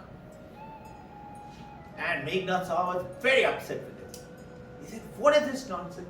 You're spoiling your life. Why do you go into this? Why did you become a monk? He just smiled and he said, physics has taught me this world is not real. What it appears to you is not true. How do you say that? You think for a second, if you break down, which is called quantum theory, break it down, anything, this glass, this table, me, your body, break it down and further and further and further. You'll go to molecules. Then you'll get what? Electron, proton, neutron. Then you will get what? Subatomic particle. No? You're breaking down matter. Think. What is matter? You and I studied in the school. Matter is something which occupies space. It's old. It's ancient. Matter is something which occupies space. Okay, that's in the school learning. Vedanta asks, okay, what is space? Matter is something which occupies space. If you look at the dictionary, that's the definition. What is space? It occupies space. What is space? It's a space is something which is occupied by matter. This is what the science, Western science is telling, going round and round and round. It is not. It's called illusionary learning. So, Nirvidananda told, I've realized that physics is just teaching me this world is not real. The Meghnad Saha got very irritated and he went off. For almost a year and a half, 2 years, did not meet him. Was tough guy. One day he got a message to go down and meet Swami Nirvidananda. He goes to meet him and years later he's meeting. He goes and said, listen, I have done this research. I will prove it to you right now what I discovered in the physics. What have you discovered? Can you show it to me? You're working for God, no? Show me God. Right now. I'll show you right now what I've done. You're wasting your life. Nirvidananda said, listen, you've come here after such a long time. You have some sweets, some samosa, some chai, pani. Relax. We'll talk about it later. He said, no, you tell me first. He said, okay, 1 minute. How did you come here? He said, why, those days rickshawala, the guy who used to take you manually pulling you. He said, I have come in a rickshaw. He said, okay, that guy must be outside waiting. He said, yes, he's waiting for me to go back. He said, why don't you call him? Poor guy, he's pulled you all the way here. I'll give him some sweets and something to eat.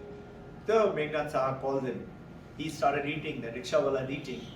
So Nirvidananda tells Meghnad Saha, tell me something.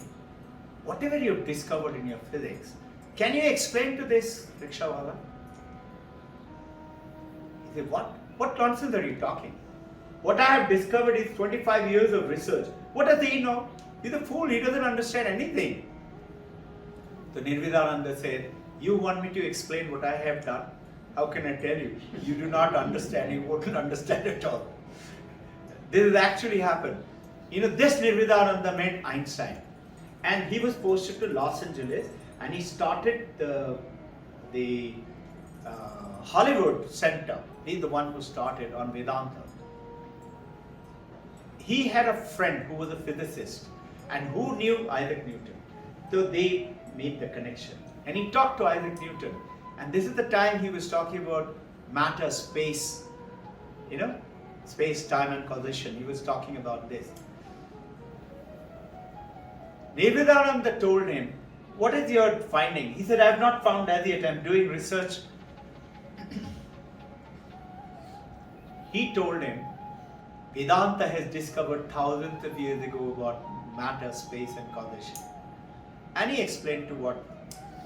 10 years later, Isaac Newton, 1805 I think, Einstein 10 years after that meeting discovered, and he was asked this question, can you define your quantum? Heisinger and Einstein discovered the quantum theory. Can you explain in one sentence? He said yes, and he said matter, space and time, all three will grow together, they are correlated, and when they are destroyed, all three will go off together. They will vanish. This is what Einstein declared. This is where the theory came up. That's what I talked about. Supposing you're drinking a cup of coffee. Coffee has space in which you put, a coffee mug has the space, and you put coffee. It fills up. When you finish drinking the coffee, does the space vanish? It will not vanish. So space and time is eternal as per Vedanta. As per Western science, it is together. And this is why David Chalmers is calling about hard facts of consciousness. What I'm trying to get you is, understand there's so much of wealth in our own country and we are not knowing about it. So discover what is this. Understand. In this process, past, present and future, you're talking about time. We ask generally those W questions. When? The moment you say when, you're talking about time. You say where. The moment you say where, you're talking about space. Tiny champions will find it a little boring. And the moment you say when, what, where and what, is talking about objects. So these W questions are space-time causation questions, and they are interrelated, but when the causation vanishes, space and time stays. What does it mean to us? It sounded complicated, boring. No, it sounds a little boring because we do not very familiar with it, but understand you are that consciousness. Very simple. You are not this name and the body and the form. How do we do that? Okay, what do I do with it? Okay, I understand. It's an intellectual knowledge now. Practice and make it come true in your, by being that. The moment you be that, you know what happens? You become Buddha. Who is Buddha? The one who knows. You call the enlightened master. What is it? The wave knows I'm not a wave, I'm water. I'm everywhere, with everyone, with everything. Try this exercise. We are going to do meditation. In this meditation, we are talking about existence, right? Sat. Sat. Understand. Sat is what? Truth. We say truth. What is truth? Truth is existing. What is a lie? Not existing. No? So, example, hot potato. I've given you quite a few times. You love hot potato with butter, eating it. Hot potato, the heat of the hot potato is what? Is it intrinsic or is it borrowed quality? Borrowed is lie, intrinsic is truth. Intrinsic, its own nature, right? Think. It borrowed. It borrowed from the hot water. Hot water is borrowed it from the hot pan. Hot pan is borrowed it from the hot fire. Is the fire intrinsic? Yes. You put it inside a refrigerator, take it to North Pole, it is hot. So that is called truth. Truth is Sat. Sat. You are Sat. This world is Sat. God, goddesses, divine mother, call it in any name form, is Sat. Sat. You call it water, you call it pani, you call it tanni, you call it you in French, everything is water. All of us have got different names, different function, but we are actually one. The moment you start to take up this journey, from this journey of I'm different, I'm separate, you will suddenly find something happens. And that something happens will go away that suffering. And as per Vedanta, you will attain sarvam kama. Whatever you dream of, think of, which will happen. When? How fast? Instantly. With a flash it will come to you. Whatever you think of, it and it'll start to happen. You dream of it. So your dreams, your thoughts are not examples. So try this, not just story, not just, what you and I do? We just say, oh, I just dreamt. You don't want to investigate into it. You let it be. It's not only a dream, sir. No. Your dreams are not just like that. Your visions. You'll be surprised, in 5th standard, teacher came, so boys and girls, what are you going to become when you grow up? It just so happened, everybody in that class, my class, the first person is supposed to, the guy who's first is supposed to answer. And then it goes around and comes last is the second person. It just so happened that time, on that subject before that, I stood first. The question came to me first. Now I come from a very hunter family. My father was a jamindar and we used to go around hunting. A lot of hunting. Almost every month, 2 to 3 times we would go for a hunt, shikar, fishing, jungle. We loved adventure life. So I told I want to be a forest officer. So teacher said, why? You're supposed to tell why. Just imagine, I didn't know. I said, why sir? I love all the animals so I can kill them whenever I want. Imagine, I didn't know. I was such a monkey. My school teacher did not teach me. Forest officer job is to protect them. I didn't know that. Everybody said, very nice. They clapped also. And it went around and came to next on my left was Rishi Chandra. Rishi Chandra, his time was the last, he stood second. A very brilliant person. He stood up and he said, sir, I want to be a fighter pilot. I looked up at him. I pulled his shirt. I said, what's a fighter pilot? So Anil sir, teacher, he said, come on Rishi, tell everybody what is a fighter pilot. And he explained. And it sounded so exciting. Deep into the enemy territory and you're doing combat and your guns and missiles are being fired at you. And you have to do the country's mission, great bravery. My hair stood up. He sat down. I stood up. He said, what is it, Robbin? I said, sir, I'm changing mine. So everybody laughed. He said, why? I said, sir, his sounds more exciting than the what I had chosen. I will become a fighter pilot. You know what? About 6-7 years back, we went to Calcutta and we had before this COVID thing, and I called some of my friends. Rishi Chandra was there. That champion, I don't know what has he done with it. He was walking with a stick, sun was still holding on to him, and he came down and he sat down. I said, Rishi, what have you done to yourself? I've become old. I said, really? Okay, sit, eat something. Then it struck me. I said, Rishi, by the way, what did you become? He said, I studied diploma in engineering electrical and I became an electrical officer in the corporation, Calcutta Corporation. I said, really? What happened to becoming a fighter pilot? He said, what fighter pilot? I said, you monkey, you're the person because of which I became a fighter pilot. He said, really? What is it? And then I told him the whole story. He smiled and he said, I don't remember anything. Think, I had the dream, I had the vision. And I said, I'm going to become a fighter pilot. I didn't know how. And just look, every step it happened. You look at yourself today. What you are today, what work you are doing, which line have you chosen? Did you want to become a doctor? Somewhere along, what happened that you took along to become a doctor? How did it happen? That school, college didn't suddenly appear. You wanted to become something, but didn't happen. Correct? And then you thought maybe this one. Something like that happened. And now, how do you like it? I like it. So now what happened is, we make choices because of certain surroundings that we see. I want to be Dhirubhai Ambani. And soon enough, you realize it is not enough. So Ayon Maharaj, he has written a book, Infinite World, Infinite Possibility. Powerful book. He's a Harvard PhD. And he's become a monk, great mathematician. And he's writing Infinite Possibility. So he was asked, he's a very young guy. He can't be more than 33, 34.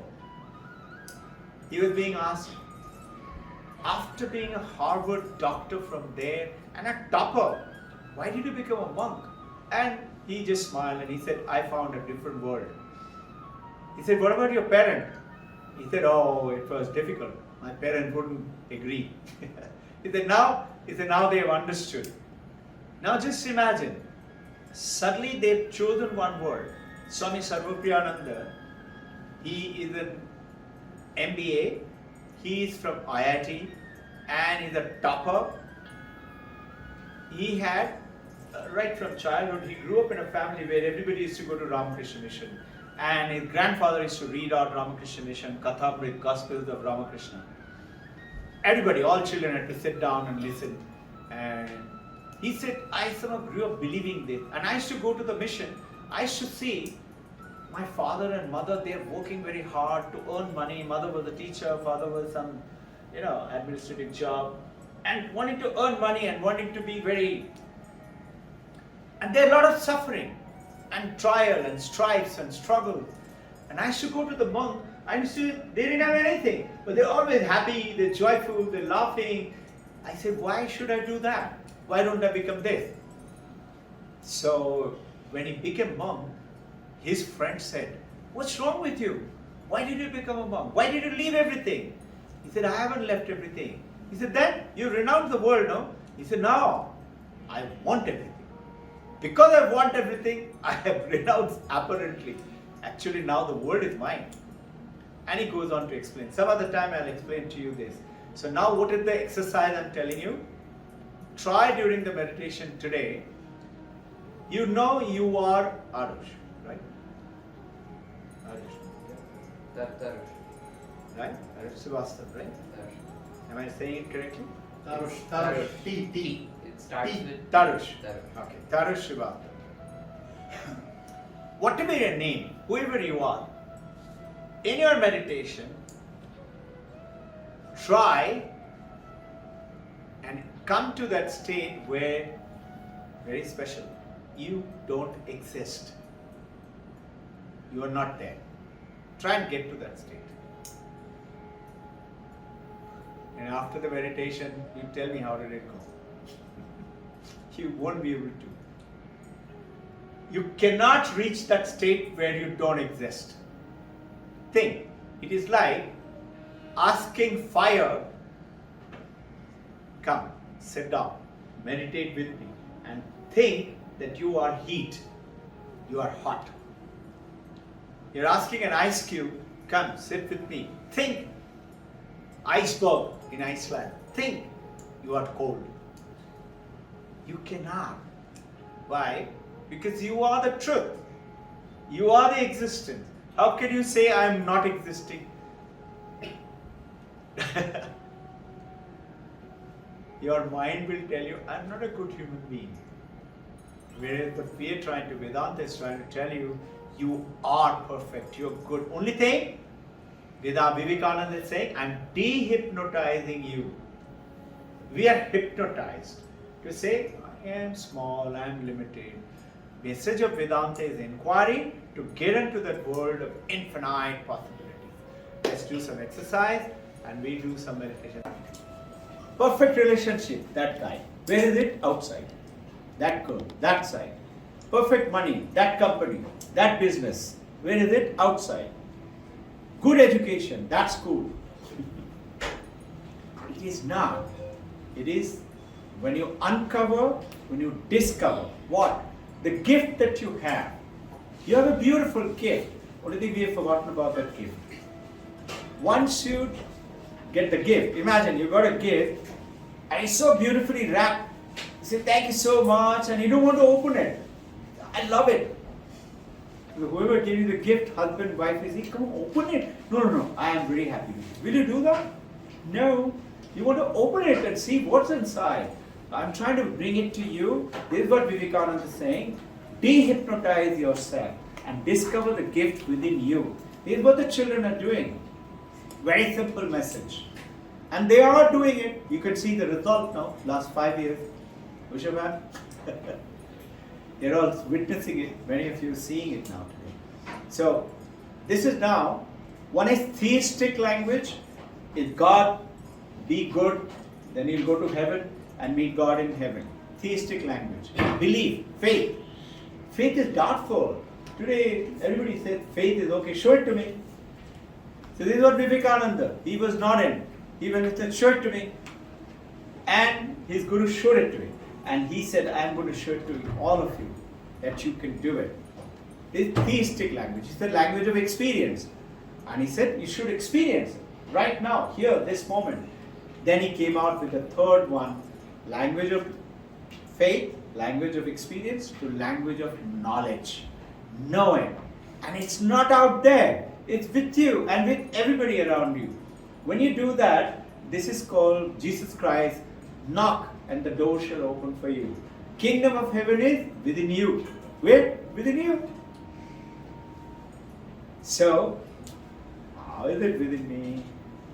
This is the journey. From there, you say, yes, you have a smile. It is something like, you don't know Alfonso Mango. You're in US. And there's a party. And you're the guy who is throwing the party. And your friend, who is an Indian, he said, come, I've got some idea for your Swedish. He takes him to the mall and buys an Alfonso Mango.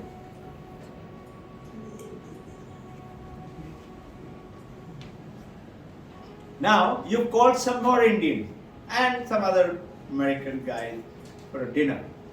And the American guy who is hosting it, very excited, sweet, special, treasure, Alfonso Mango. And he tells the Indian friend who's come, he says, I have a surprise Swedish for you. He said, what is it? I'll tell you. At the end, Swedish time, he comes, brings with the tray, and it's covered up with a cloth. And she says, open it. And as you open, you know Alfonso Mango. The moment you see it, you smile. And you say, oh, Alfonso Mango. Or is it Alfonso Mango? You know it. So what happens? This journey in the Vedanta takes you to realize, I am. I know that. Yes, you and I have to work towards it. That work is this exercise, which is, these are called Energizing Exercise, 38 of them, which will rejuvenate your body, your muscle, your tones, all the toxin that you got. Many of you got these nodules in your body. In Hindi, they call it gaunt. You don't realize it. You say, I have a little swelling there. No. They're all because of toxins in your body. They need to go away. As they go away, what happens when it goes away? Your restlessness reduces. Have you realized when you sit down, you're always moving. You can't sit still. Try and sit still for 15 minutes. Try and keep your mind still for 2 minutes. Mind goes on, shoo, somewhere else, and somewhere else. But it's not difficult. What do? You start to do this, and we'll give you a simple process. Try today of being non-existent. I don't exist. Try and see that, and see how difficult it is. It is not possible for you, because you do it. You are existing. How can you be non-existing? Non-existing does not exist. Opposite of existence is non-existent. I exist, and this is what the world is. It will come, it will try to imagine something. What is it? What are you going to imagine? What is non-existent? You try to think about some zero, emptiness, whatever. It's called space. Try and look at it. These exercises are very important. You must not miss it. I haven't missed it. Many decades now. Vijay sir? Must be 2.5 decades or something. Okay, 24, 25 years. We haven't missed one day. It keeps you at a different frame of mind and spirit and etc. These exercises are to be dealt for those of you for the first time. Breathing in and breathing out. Breathing in, you breathe out through the mouth. Double time. Like a ha ha. Not like that. Ha ha. And breathing in through the nostril.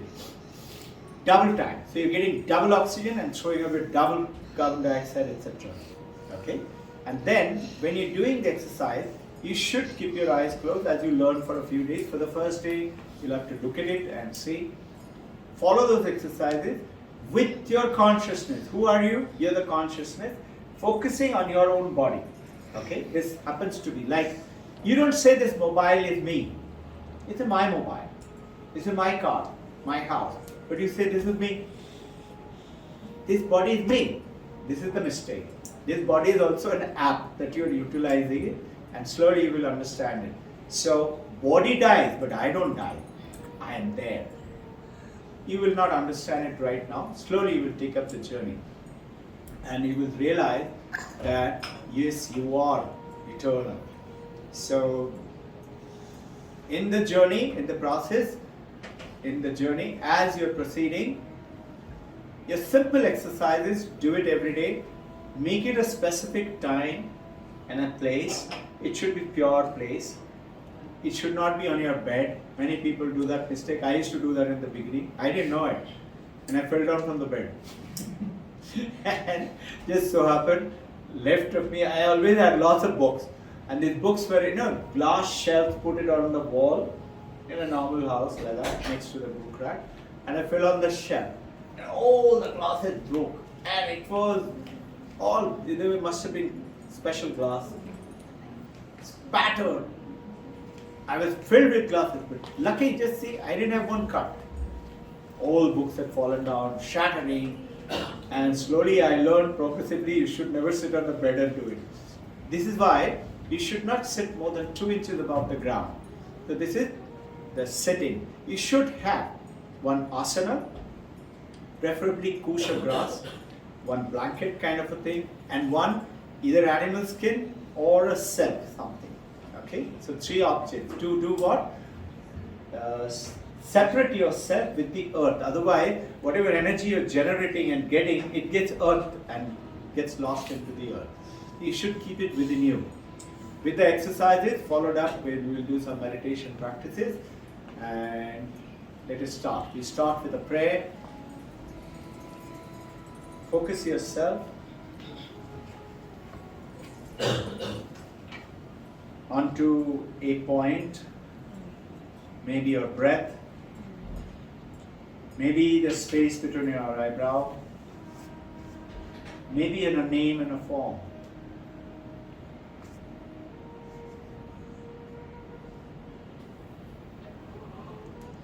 Breath is always there with you. Focusing on the breath is easy, I recommend. We start with a prayer.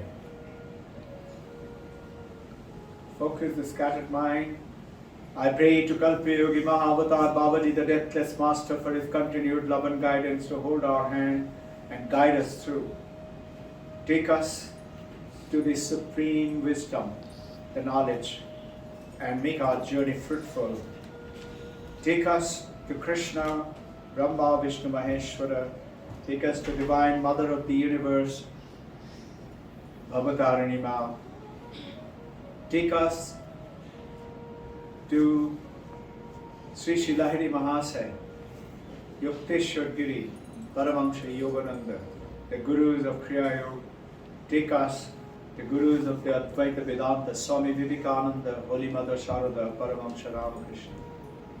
Take us to the gods of all religion and Gurus of all time, of all practices, so that we attain into called Sanatana Dharma, one religion in the world, and practices, respect all religion and the practices. We pray the Supreme Mahavatar Babaji to protect us, guide us, and make every one of our desires and the wishes to come true, and guide us toward the righteous channel, with truth, with purity, and with kindness and humility towards all other living beings and non-living creatures. Check. First exercise, with the hands down, throw your hands back, arch your body back, calf, thigh, bottom back, knee, put the neck tighten, hold, and double breathe out, half squatting. Double breathe in, arch your body back, calf, thigh, bottom back, knee, put the neck tighten, hold, double breathe out. Send energy to every bit of your part and make it youthful, vibrant. Double breathe in, double breathe out. 3 times. Hands on the chest. Weight on the right foot. Swing the left 15 to 30 degrees, 3 to 4 times. Rotate the ankle anti-clockwise and then clockwise.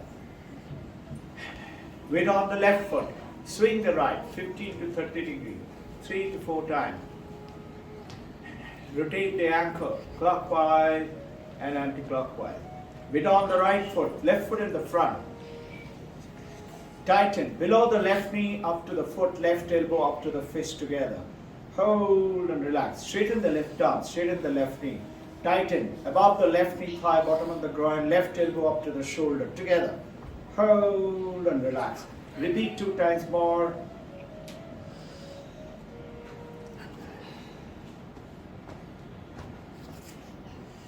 Left foot back, right foot in the front. This whole exercise will take about 12 to 15 minutes. In the beginning may take a little longer. Doesn't take more than 10, 12 minutes. Tighten. Right foot below the knee up to the foot, right elbow up to the fist together. Hold and relax. Straighten the right knee, right arm. Tighten above the right knee, thigh, bottom of the groin, right elbow up to the shoulder together. Hold and relax. Repeat 2 times more.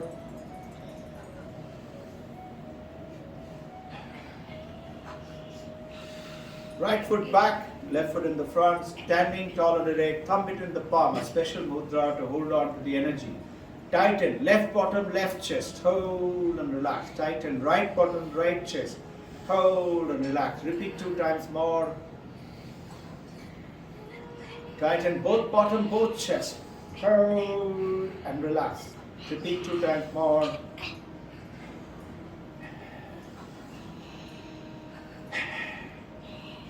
Breathing out, breathing in. Bottom and the 3 spine muscles tighten. Next exercise. Lean onto the left foot. Entire body weight on the left foot. Rotate the body around the spine as the fulcrum. Tighten entire left side, entire weight on the left side. Left side is taut. Hold and relax. Bottom and the 3 spine muscles tighten. Lean onto the right foot. Twist the body to the right. Fulcrum being the spine. Entire right side is taut. Hold and relax.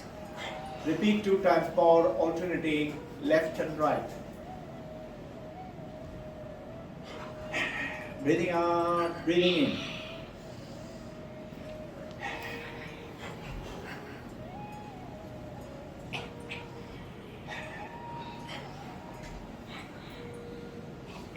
During this process of the journey, if you take it up with a simple inquiry and sincerity, truthfully, you will have many mystical experiences. Many mystical experiences. You will hear right now Pranava Dhvani, Omkar Dhvani is going on very loud. Some of those who have been here for a long time, they are listening to it already. You will see divine light during your exercises. You will have divine vibrations. And at the same time, do not wait to see those mystical experiences because they are only eluding. Let them happen. If it happens, very nice, enjoy them, but don't depend on them. Next exercise. Hands sideways, upwards. Bring the hand folded toward the shoulder and start shoulder rotation. 1, 2, 3, and reverse. 1, 2, 3. Arch your body back, nape of the back, fist, tighten calf, thigh, bottom back, nape of the neck, hold and relax. Next exercise, tighten. Left neck muscle, hold and relax. Right neck muscle, tighten, hold and relax. Repeat 2 times more. Tighten front of the neck, back of the neck. Repeat 2 times more. Breathing out, breathing in. Tighten front, left, back, right, all the 4 neck muscles. And lower the chin onto the chest. And take it back against the distance to the back and let the neck drop like as if it is chopped off by a sharp blade. Relax. Feel the silence, the tranquility. You will hear a lot of Pranava Dhvani, Omkar Dhvani. Repeat 2 times more.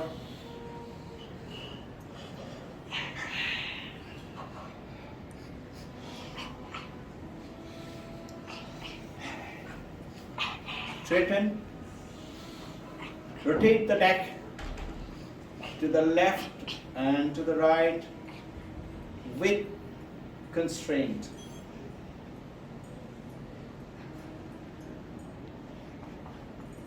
Relax the whole neck muscle, relax, rotate the neck, left and right, 3 times. Next exercise, fist clenched. Hold it, palm to the ground, elbow to the fist, standing tall and erect. Rotate the entire body without moving the feet. Feet are firmly grounded, rotate the entire body to the left. Hold. Lower body goes back to the center in the front, upper body follows, and relax. Rotate the entire body to the right, feet firmly grounded, lower body goes back to the left, upper body follows, and neutral. Relax. Repeat 2 times more to the left and right alternatively.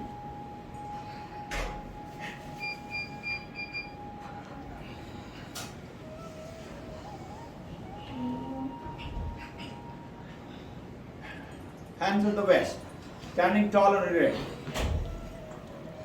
Lower the body, bend down, and start pelvic rotation.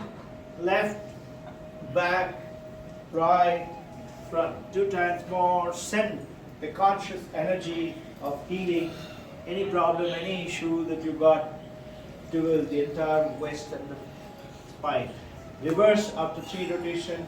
Right, back, left, front. 2 times more.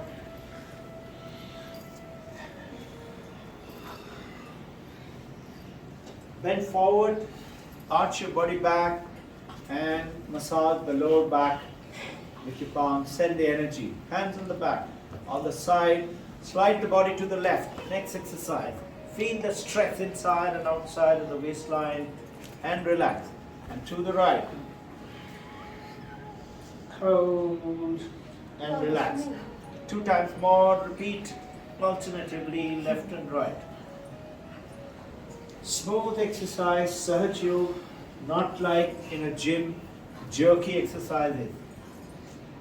Smooth transition from stationary to smooth movement in Sahaj Yoga. Breathing out, breathing in. Hands at the back, right over left palm. Thumbs are joined up together up the spine, resting at the small of the back. Bend forward. And as you come up, bring the thumbs up straight away, tilt your head back, arch your body, feel the stress inside of the neck and the back, and in the shoulders, pull back, double breathe out, breathing out, breathing in, repeat 2 times more.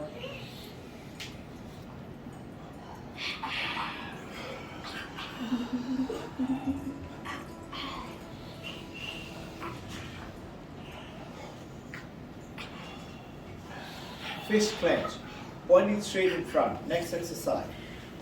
Feet are firmly grounded. Rotate the entire body to the left. Right elbow is bending. Right fist is under the chin. Left fully extended. Hold. Send the energy to the spine and the shoulders. And unwind. Right opening up. Left bending. Left fist under the chin. Right fully extended. Feel and send the energy. Consciousness. Energy. You are the one. Body is like another apps which you're energizing. You have to take care of the temple in which is the idol. Last time.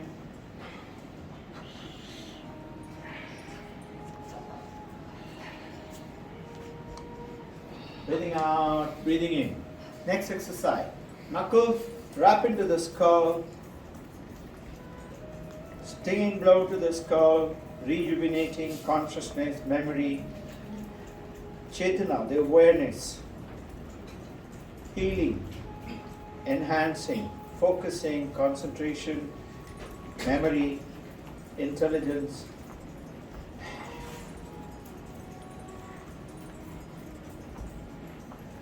Just by thought process. Next exercise, figures, massage, 1, 2, 3 on the scalp, reverse, 1, 2, 3, and reverse, 1, 2, 3. Continue to do that to the various parts of the scalp, 3 times, clockwise, 3 times, anti-clockwise, 3 times, clockwise.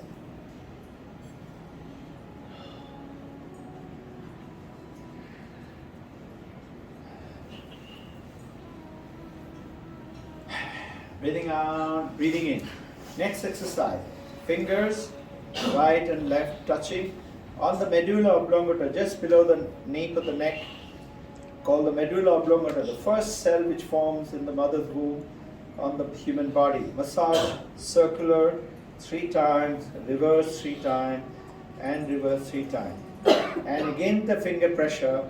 Take your head back and see the divine light joining the medulla oblongata and the Arga chakra between the eyebrow, and your forehead will gently light up. That lighting up is not the light on the ceiling, it is your own inner light. In a dark room also you'll find a faint light on your forehead. Breathing out, breathing in. 3rd time. Next exercise. Fingers, claps on top of the head. Tighten, left biceps, hold and relax. Right biceps, tighten, hold and relax. Repeat 2 times more.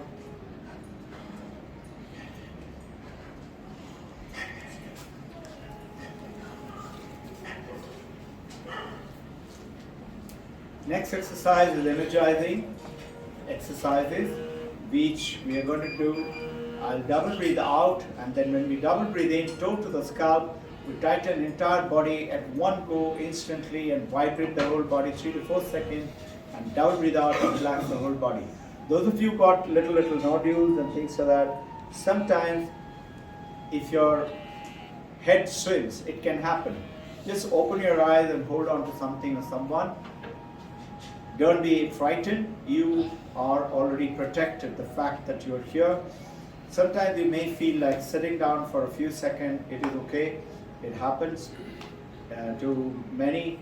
If it does happen, know that those toxins, they need to go away. They're the ones who will create future sickness and ailments and take away your youthful vitality. Breathing out, breathing in. Double breathe out.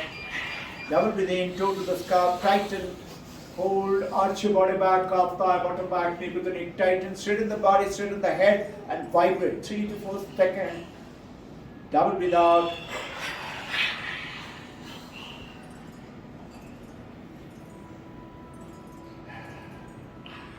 Feel the stillness, feel the silence. Omkar Dhvani is going on. Repeat 2 times more. Double breathe out. Double breathe in.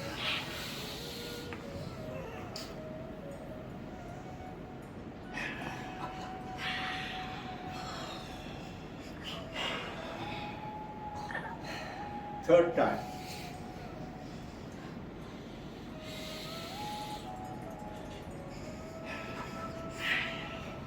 Next exercise. Tighten, left foot, hold and relax. Right foot, hold and relax. Left calf, tighten, hold and relax. Right calf, tighten, hold and relax. Left knee, thigh, bottom on the ground. Hold and relax. Right knee, thigh, bottom on the ground. Hold and relax. Lower abdomen, upper abdomen, tighten, hold and relax. Left chest, right chest, tighten, hold and relax. Left arm, right arm, tighten, hold and relax. Bottom of the 3 spine muscles, tighten, hold and relax. Left neck, right neck, front neck, back neck, tighten, hold and relax. Only 1 time. Next exercise we'll do 3 times like this one, but in which case we are not going to relax. As we're breathing in, we are going to continue to tighten and hold the tightness, tension, and hold the breath till the time all the muscles are tightened. Then also don't breathe out or breathe in. Hold the breath, hold the tension. 1 muscle at a time we will relax till the last muscle, left foot, is relaxed. Then only breathe out and breathe in. Be still, be silent. See the divine light, Omkar Dhvani.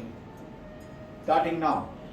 Starting to tighten and breathing in. Left foot, left calf, left knee, thigh, bottom of the ground, right knee, thigh, bottom of the ground. Breathing in, tightening, holding the tension, holding the breath. Lower abdomen, upper abdomen, left chest, right chest, tightening, left arm, right arm. Bottom of the 3 spine muscles, tighten, left neck, right neck, front neck, back neck. Arch your body back, calf, thigh, bottom back, knee to the neck, tighten, straighten the body, straighten the head, vibrate, don't breathe out, don't relax. Hold the tension, be still, relax the neck muscle, back muscle, bottom muscle, arm muscle, upper chest, upper abdomen, lower abdomen, right thigh, right calf, right foot, double breathe out. Relax. Be still, be silent. Feel the immense stillness. I'm one with the universe. I'm not this body, I'm not this mind. This body is my temple. This mind is the one with which we work. They're like applications. Repeat 2 times more at your own time.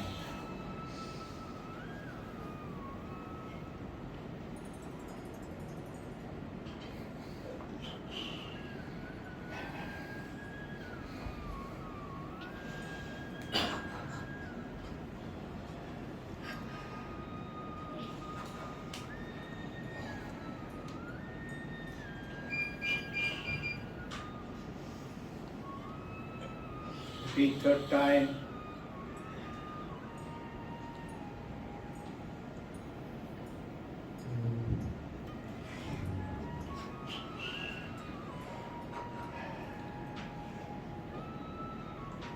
Be still, be silent. Next exercise, fist clench. Bring in 50 pounds of pressure onto the chest, imaginary. Double breathe out, push it down and behind, arch your body back, calf, thigh, bottom back, knee to the knee, tighten, repeat 2 times more. Breathing in as you're picking up the weight, breathing out as you're pushing it out. Next exercise, fist hitch clench. Standing, tall and erect, elbow to the shoulder, palm to the ground, elbow to the fist, vertical to the ground. We double breathe out, half squatting. Elbow to the fist, crunch in and vibrate the abdominal muscle. Arch your body back, calf, thigh, bottom back, knee to the neck, tighten, double breathe out, vibrate only 3 to 4 seconds. Double breathe in.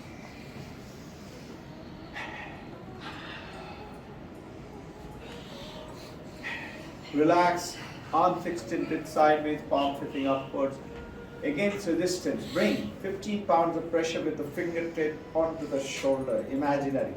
Double breathe out with the back of the fingertip, push out 15 pounds of pressure. Repeat 2 times more. As you're pulling in, breathe in. As you're pulling out, breathe out.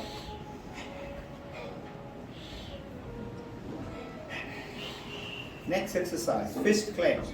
Rotate 1, 2, 3, 4, 5, 6, 8, 9, 10, 11, 12, 13, 14, 15. Reverse 2, 3, 4, 5, 7, 8, 9, 10, 11, 12, 13, 14, 15. Bring arm fully extended, fist clench, press against each other in front of the head and pull in imaginary 50 pounds onto the forehead and double breathe out. Push straight in front into the imaginary wall. Pull back 2nd time.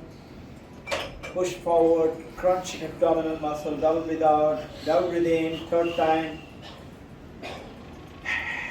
Crunch in, push out. Next exercise, fingers charging, straight in down, straight in the front, up in the sky, touch the sky with the fingertips, stretch your spine, look up, stretch your head, again in the front and to the side, back in the heel, front, vertically down, 1 time. Fist clench, bring in 50 pounds of pressure onto the chest, hold, push forward, tighten, pull back, tighten, push up into the sky, touch the sky with the knuckles, stretch the spine, pull it back to the chest and sideways, and pull it back to the chest and down, and arch your body back, calf, thigh, bottom back, neck to neck, send the consciousness and the energy to the parts that you're doing exercise, heal them. Don't be weakened by if you have an obstruction in the spine, let's say. Don't be weakened by it. Heal it by doing up to that stretch till where it starts to pain. Stop it there and you will see slowly the margin at which the pain starts, the movement of the spine, it will slowly reduce and it will go away, vanish. Breathing out, breathing in. Orthopedic doctors will tell you, don't do that. You will land up in serious trouble. I was told so. Yogesh sir, there was told so. Don't do it. And perfectly okay now. You're all healed. Next exercise, right arm going up, standing on the toe, touch the sky with the right fingertip, look up and stretch and back to the heel and down. Left arm going up, standing on the toe, look up, stretch, touch the sky with the left fingertips, hold and down. Repeat 2 times more.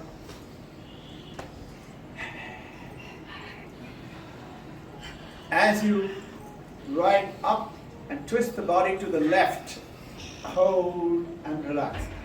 Left arm going up, look up and twist the body to the right, standing on the toe and relax. Repeat 2 times more.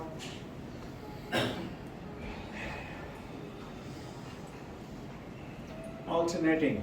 Last time, right going up, standing on the toe, stretch, up in the sky, touch the sky with the fingertips, twist to the opposite side and relax. Left going up, standing on the toe, touch the sky, look up, stretch the spine and twist to the opposite side and relax. Next exercise, legs double time apart, arms extended sideways, start to go round to the left, lateral extension. Feel the stretch inside and outside of the waistline. To the right.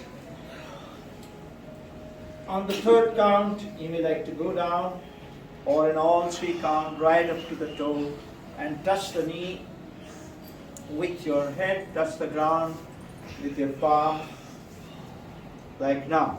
Going down, touch the ground with your hand, touch the knee with your head, stretch your spine, stay there, and up. To the right.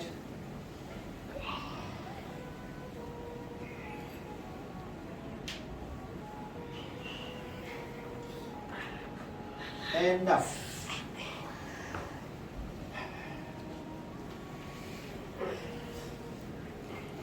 Stand still. Experience silence. God, Dhvani, divine light. Now we'll do walking on the spot. Left knee will come up, hit the chest. Right elbow will meet it in the air. Right knee will come up. Left elbow will meet it in the stair. Let's start now. Starting. 1, 2, 3, 4, 5, 6, 7, 8, 9, 10, 11, 12, 13, 14, 15. Hit the bottom with your feet. Standing or running.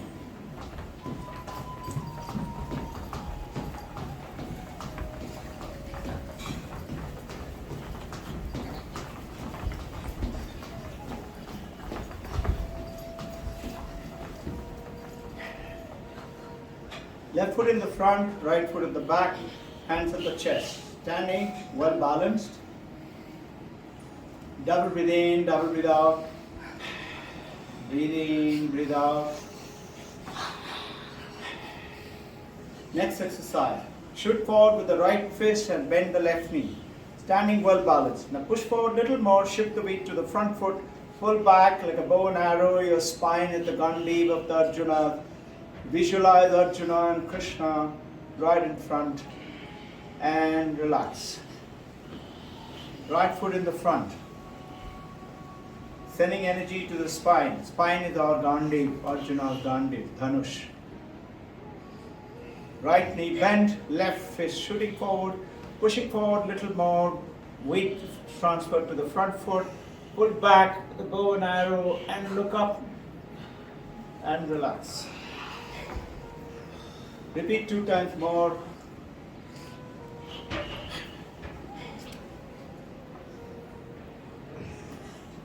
If it is left foot front, right fist will shoot forward. Right foot front, left fist will shoot forward.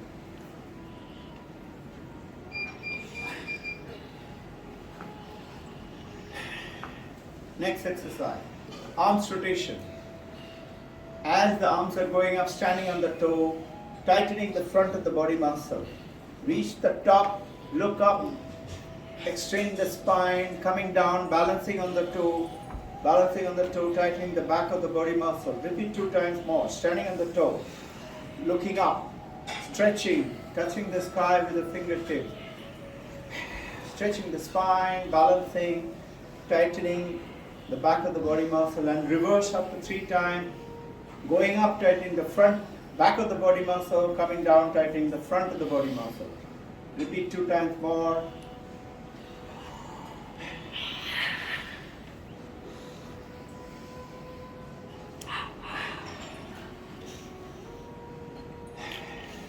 Breathing out, breathing in. Next exercise, we'll do abdominal churn. Breath must be calm, no looking up when you're doing it, half squatting, chin close to the chest, palm inside of the thigh. No looking up, meaning chin should not come up. At home, you may like to look into the mirror or something, check the abdominal muscle. Don't do that. If you do that, the pressure from the abdomen will shift to the heart, and after a few days, 4 or 5 days, you might find a little pain in the heart. And that is because you're shifting with this exercise the pressure to the heart area. Don't let it panic you if it does happen. It just, your posture is incorrect. All you do, simple posture, half squat, palm inside of the thigh, chin close to the chest, and vibrate. You can vibrate, tighten and relax 6 times, 10 times, 15 times, but not more than 24 times at one go. When we double breathe out, with the breath out, holding the breath out, you do that vibration. Soon you will see going to 15, 20, 24 is quite okay. 5 and 6 is also alright. There is no competition here. It's just your own body, your own exercise. These exercises will create no abdominal, no digestive disorders whatsoever. Breathing in, breathing out, my breath is calm, I'm starting mine.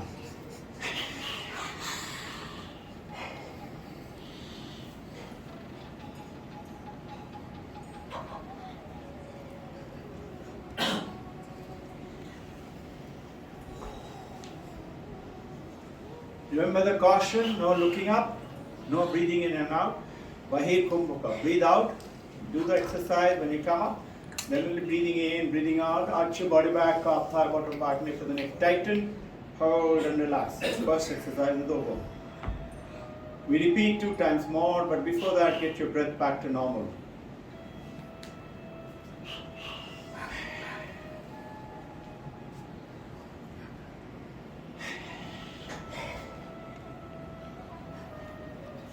Second time.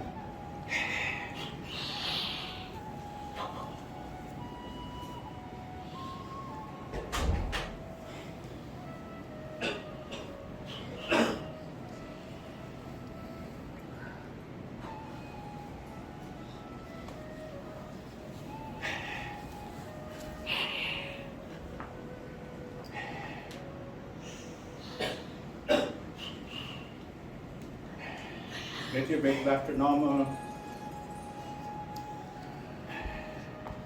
Breathing in, breathing out.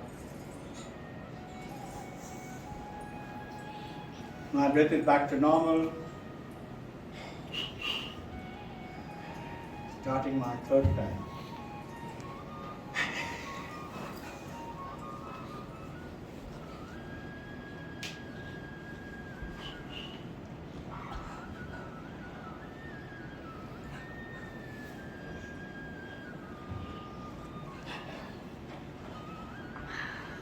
Next exercise. Arch your body back up, high bottom back, knee with the leg, tighten, hold and relax. First three exercise. Double breathe out, double breathe in. Repeat the first three exercises. Second time, third time.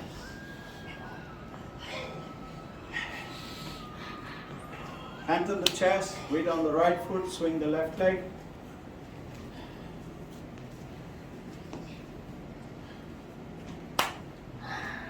Rotate the ankle, and clockwise. Weight on the left foot, swing the right 15 to 30 degrees, 3 to 4 times.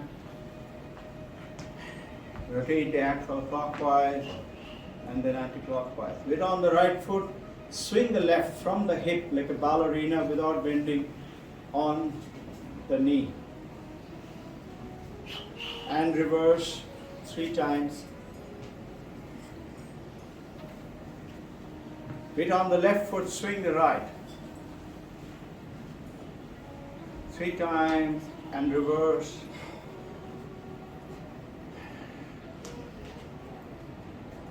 Standing on both legs, hands on the chest, pranam.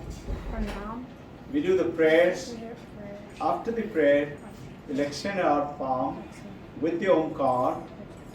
We will send the energy for healing and well-being, wellness to everyone, starting with our own family members, our relatives, our friends and neighbors, our colleagues, and to the city, society, world, the entire universe. You have to think of it and send it. When you want something in your life, the famous Vedantic rule, give it first. So when you give wellness and health to everyone, sincere prayers, you will find they will come and attract to you and to your family members.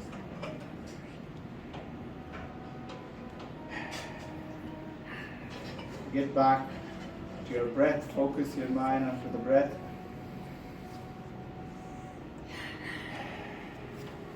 We pray to Kalpa Yogi Mahavatar Babaji, the deathless master, for his continued loving guidance, to hold our hand and guide us through this beautiful journey into oneness, through attaining that Jivan Mukti in this life itself, becoming one with the Supreme Consciousness, Supreme Divinity, Supreme Mother.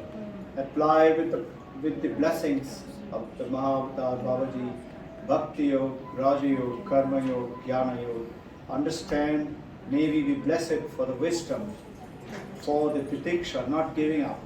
May we be blessed to attain that knowledge for the application and understanding. May we be blessed with the love and the joy of being one with God and the Divine Mother and us. We are not separate, nor are each one of the family member.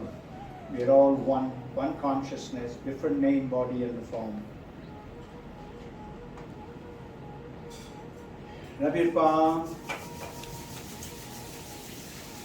Feel the energy trickling into the palm.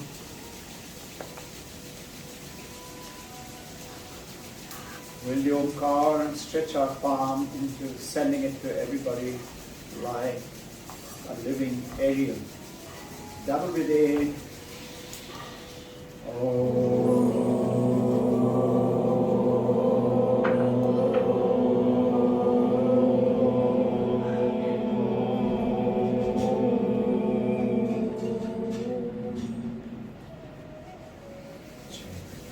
Robbin, send the salutations, the Gurus of all religions, Mahavatar Babaji, Krishna, Divine Mother, the Gurus, Mother Saraswati, Lakshmi, Kartikeya, Ganesha, all the gods and goddesses of all religion, of all Gurus, known and unknown.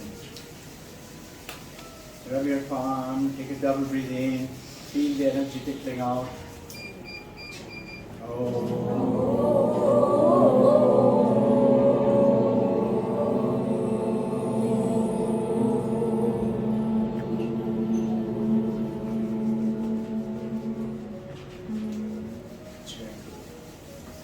time.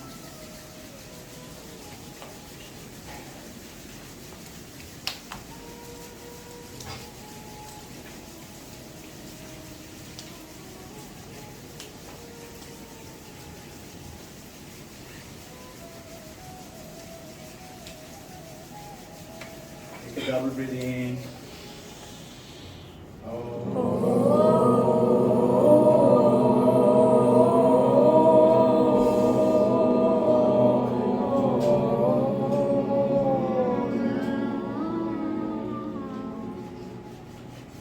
May all your wishes be fulfilled swiftly and quickly.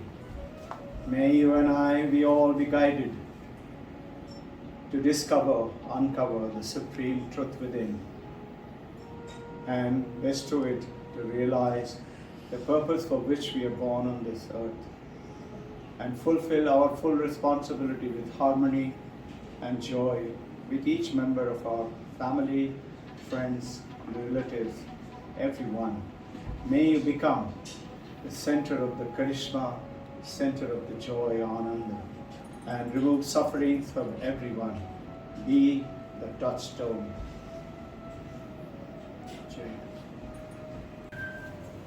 These 3 simple exercises will give you asana siddhi. Flap your knee, holding the ankle, straighten the left foot, bring the right foot closer to the body, massage the left foot, top and the bottom, send energy. These feet, legs do so much of work for us, but we hardly respect it other than little muscle building or walking and running. Respect, send the energy to the knee, to the ankle, bring the body close, upper body close to the chest 3 times, and lean forward, touch the toe. Now right foot fully extended, left foot at the back. Massage the left, the sole of the foot, the top of the foot, the toes independently, massage them, send energy and praise for the well-being and protection. You are very powerful, your wishes are very powerful, they are not to be taken as a joke. Fold the leg, pull it close to the body and bring the upper body forward. Hold 3 times and relax. When you put it down, push your knee down and bend forward, touch the toe, bend forward and hold and relax. Sit in Sukhasana, Padmasana or Sahajasana. Those who feel I can't sit on the floor, I would recommend start practicing it and be amazed what your body can do, despite all doctors' advice. Many of us were told not to sit on the floor, but we believe more on the power of the Supreme, and we are perfectly okay.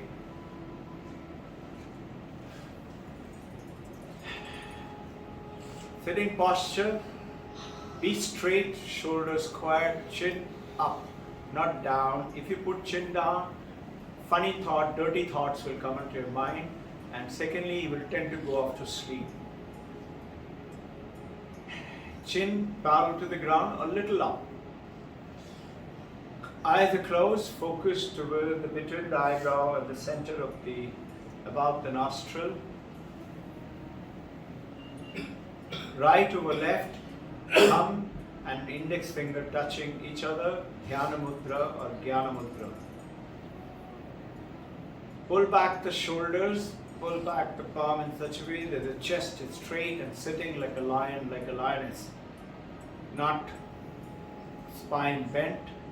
And sit like this, and you will find very soon you'll be able to sit for a long time. And in case during this time you feel that you are rigid, you should not be rigid. Rigidity means like a dry tree. You should be sahaj and sukham. It should be simple, easy, and it is blissful, happy state. That's the sitting posture, and very simple. Be silent, be still, and chest is square, chin is up, eyes are closed between the eyebrow, focus. Now, first exercise is 20-20-20. We'll do 3 meditation exercises. They will not be the time that you should do, at least 10 minutes each. Because of the constraints of the time over here, we'll do it for a short time and we'll see how long does it go.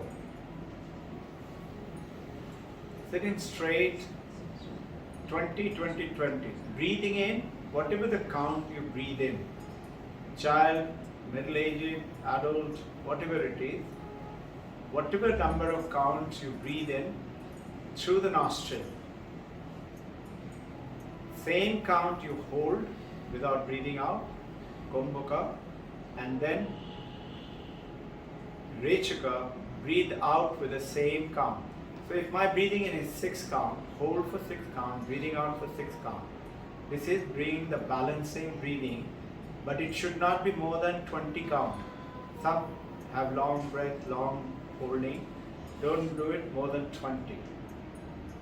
Approximately 10 to 15 should be an average and very good. If you do around 10, it's very nice. 6 times. After you do this 6 times, there is the next step we will take you on. Let us begin now. Sukham Sthiram. Gentle, pleasant face. Follow the breath through the nostril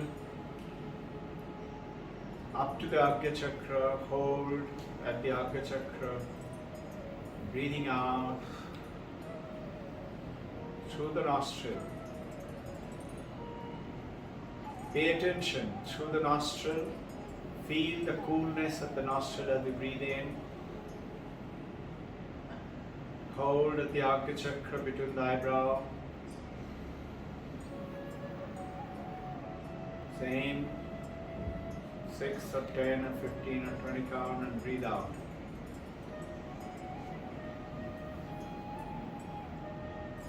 Repeat 4 times more at your own timing.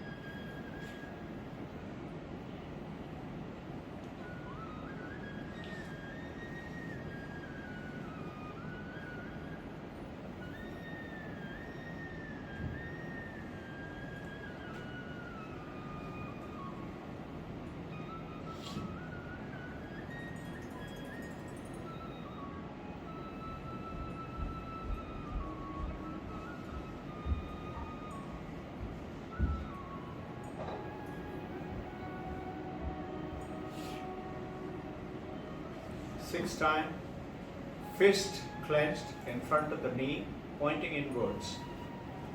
And double breathe out, relax the whole body, and double breathe in, toe to the scalp, tighten. 3 to 4 seconds, vibrate and relax. 6 times again.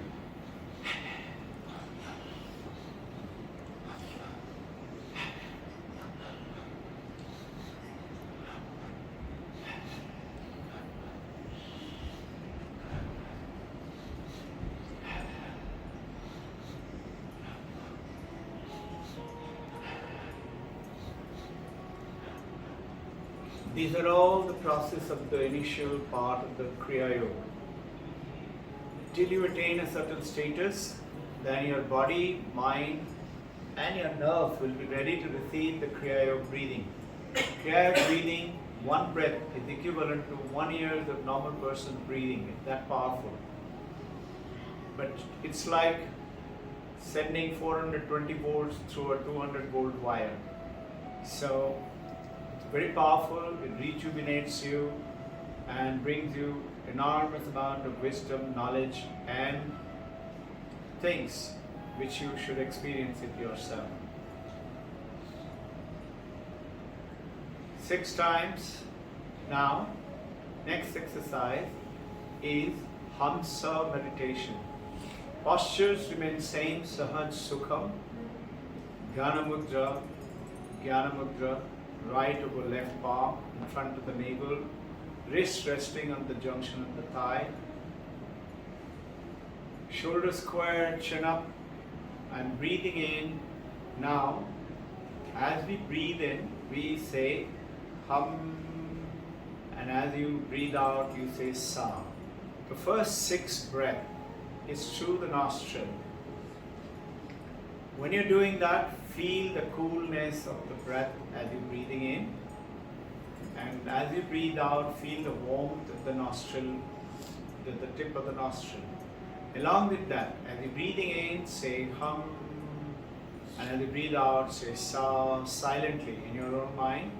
It means Sukham as per the modern Sanskrit. Ancient Sanskrit, that I am the Brahma, I am that, Aham Brahmasmi. You're doing it and thinking about that, and not this body, not this mind, not this name and the form. I am the Brahman, I am the consciousness, I can attain and do anything. Start now, 6 times, first 6 times through the nostril.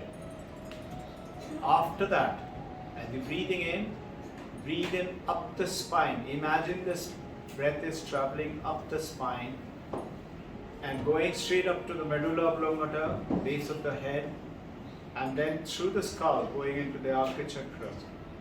And doing the same.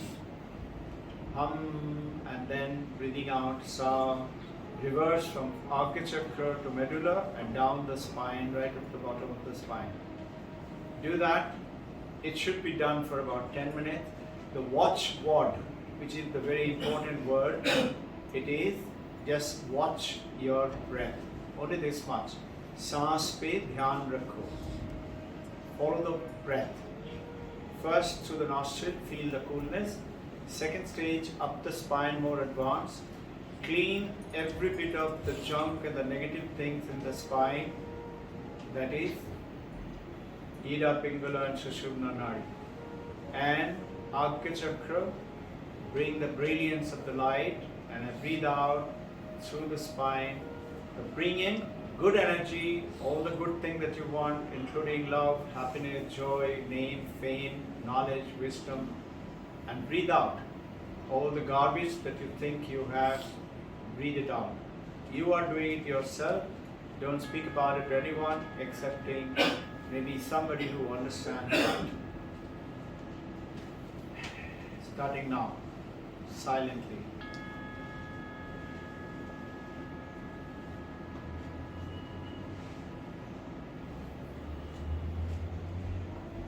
No holding on the top, breathing in and breathing out through the nostril. Coolness of the tip of the nostril. Warmth of the tip of the nostril.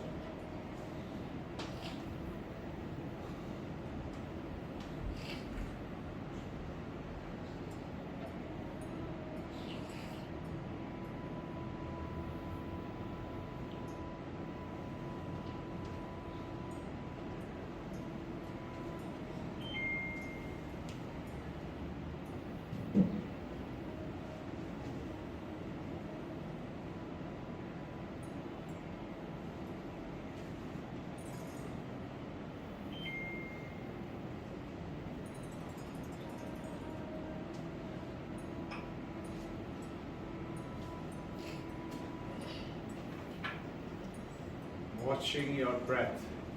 Tell yourself again and again, I'm watching my breath. As the breath is going in through the nostril, divine light, divine consciousness, awareness, knowledge, wisdom, blessing, and Chetana, awareness of who we really are. Change of paradigm of the way we used to think. 6 times through the nostril. Now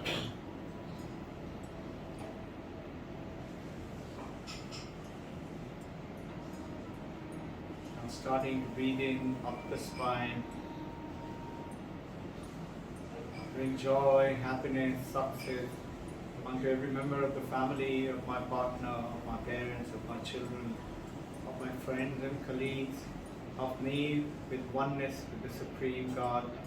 Breathing out all the distractions, duality, thinking about we are separate from others, samsara, separatedness, breathing it out. Breathing in truth, joy, harmony, purity, kindness, love. Seeing oneness with everyone. Seeing oneness with the Supreme God and the Divine Mother. Breathing out anxiety, fear, hatred, stupidity, small-mindedness, pettiness.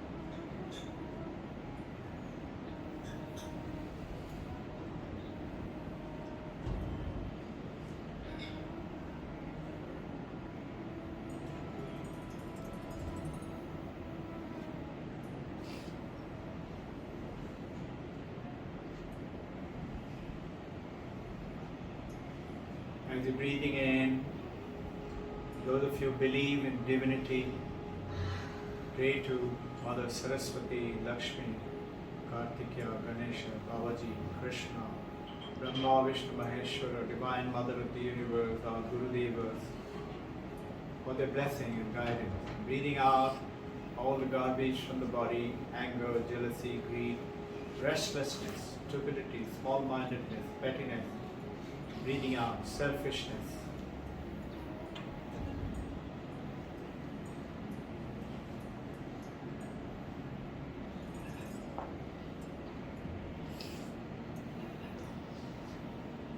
Continue at your own time. Up the spine, down the spine. Feel the wellness, joy welling up within. If it doesn't, imagine it. Visualize it.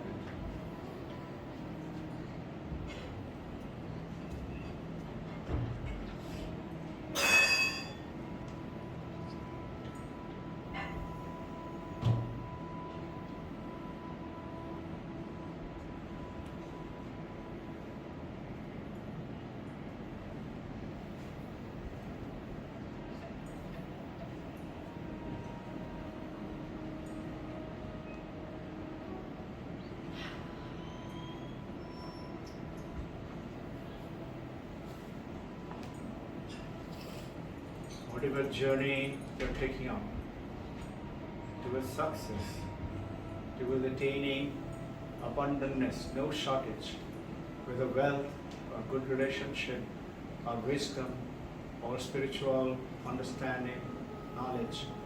See the end, don't see the beginning of the road. See the end. If we are going to Mumbai, see the end, we have reached Mumbai, not the journey itself.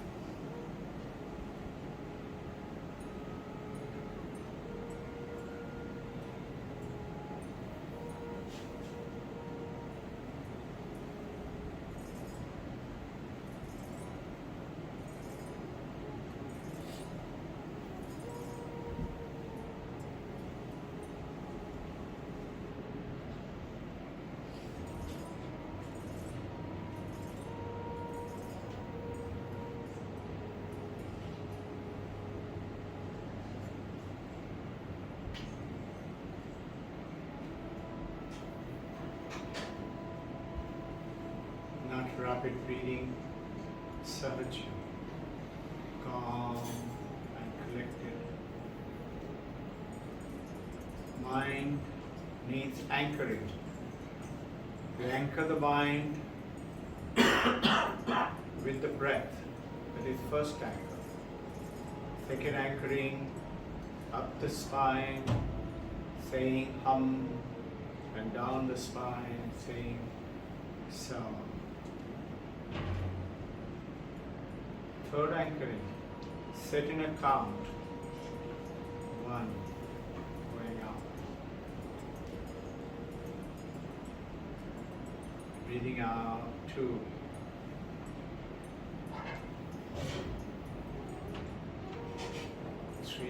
Breathing in,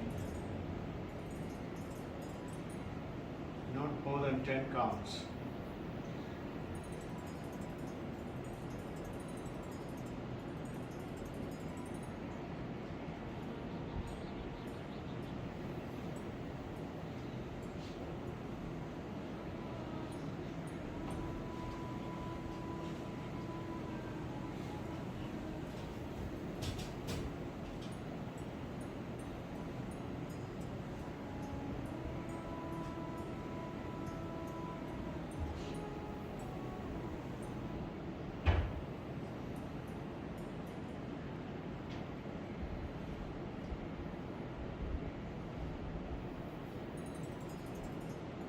Anchoring fixes the mind, reduces turbulence and restlessness.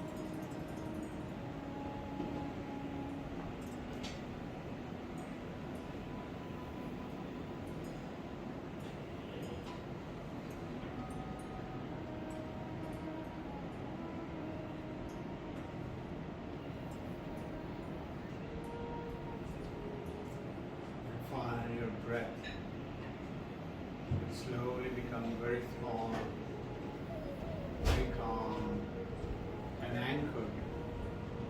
Instead of mind jumping from one thought to another, like a monkey, one branch to another branch of another tree. You're making the mind, which is like a monkey, go up the tree, not from tree to tree. Same tree climbing up and up till the peak of the tree. Calm and trained.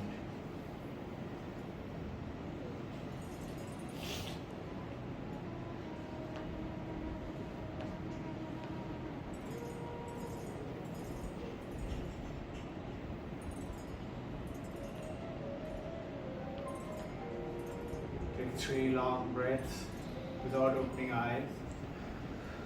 we will shift to the next one called Omkar meditation, in which those of you for the first time can open your eyes. There is a special mudra, thumb touching the either called trahi, the projection in the ear, pressing it inside to shutting off the new noise from outside, little finger at the corner of the eye and 3 fingers on the top of the head forehead.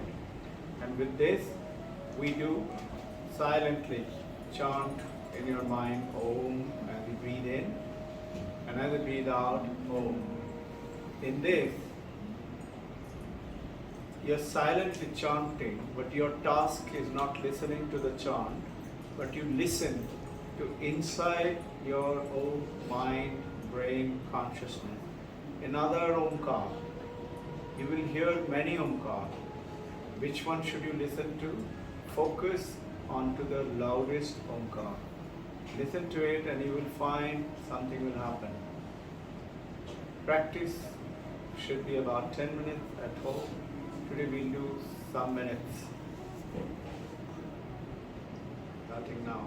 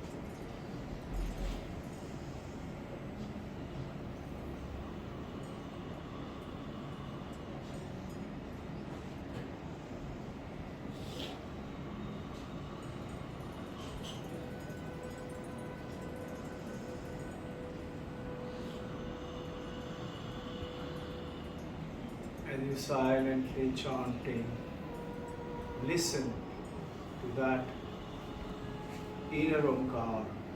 Concentrate, focus. You're not doing anything else but just listening. Earlier you were watching the breath. Now you're listening to Omkar within.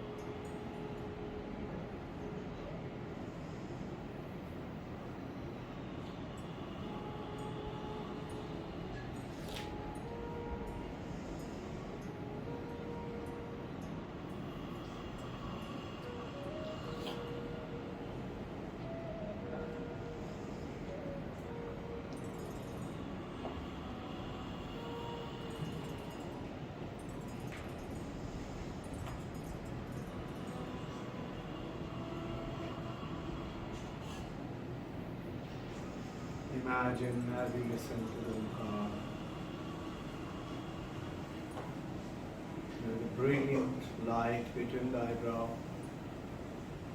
and the light of the Omkar radiating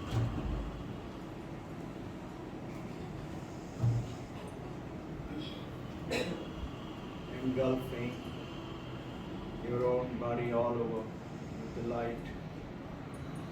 The light is the light like the sunlight, with the light of the consciousness, Jyoti Jyoti, Satprabha.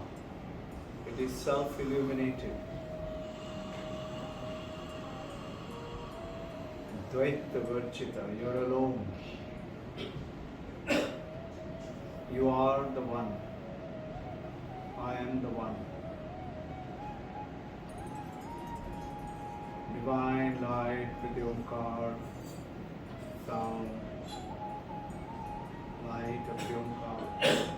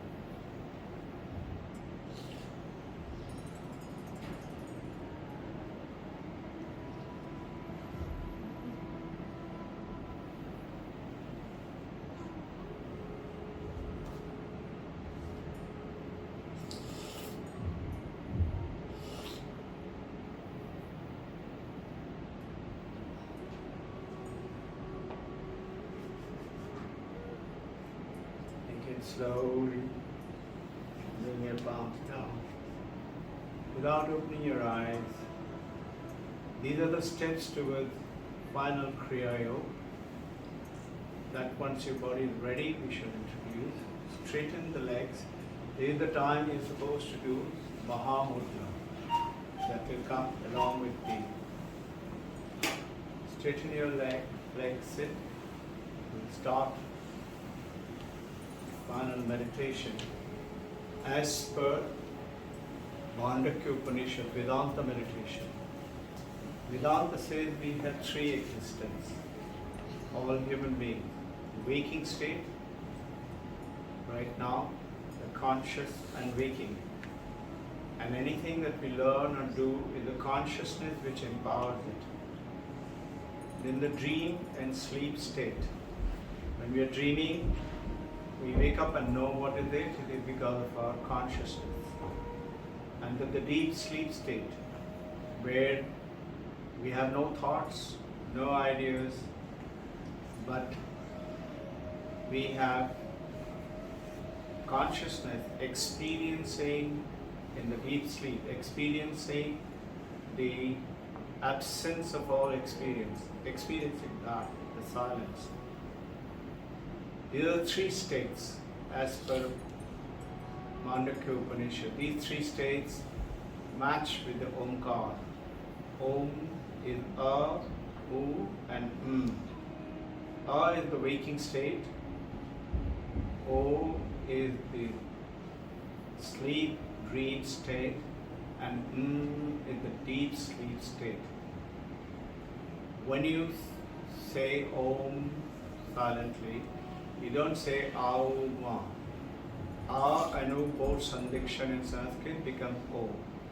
You say O, but you travel between the conscious experience of the waking, to conscious experience of the dream sleep, to conscious experience of the absence of the experience in the deep sleep.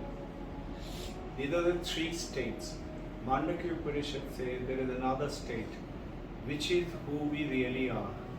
These three states are waking, dreaming and deep sleep, but we are truly the Turiya, the fourth state.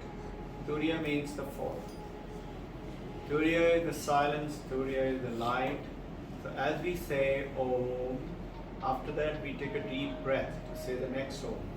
The deep breath is the silence of Turiya, is the consciousness, this is who we are.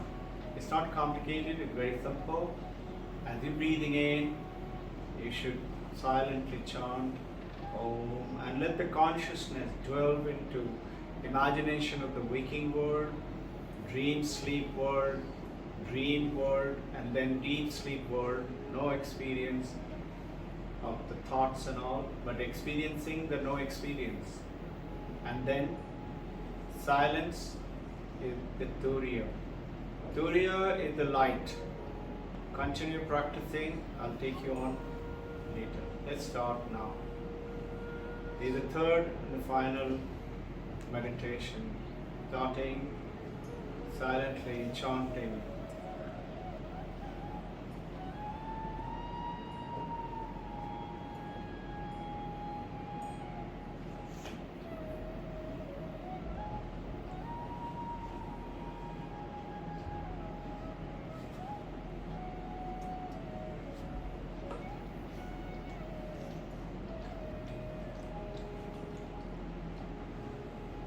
Breathing in up the spine,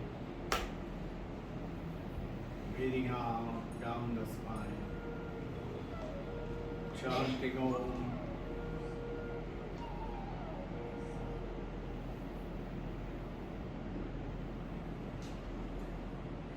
The light of the consciousness illuminating the awakened Jagrat, the Swapna, dream sleep, Sushupti, deep sleep, experiencing the absence of all experience in deep sleep.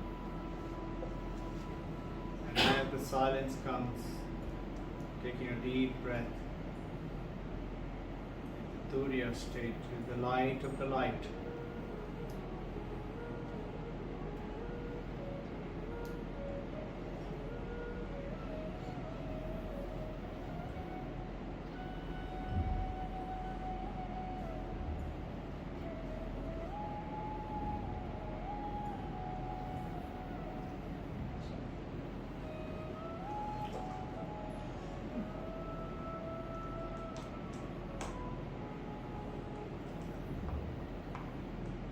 Jyoti, Jyoti, this light cannot be touched.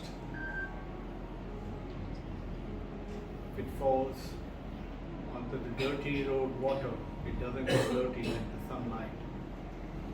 This light doesn't get sick or age or gets drunk if it falls on a pitcher of wine. It stays untouched. If it falls in a holy river, Ganga, holy water, it doesn't become pure. Or to a temple or a church, it is ever pure. That is who I am.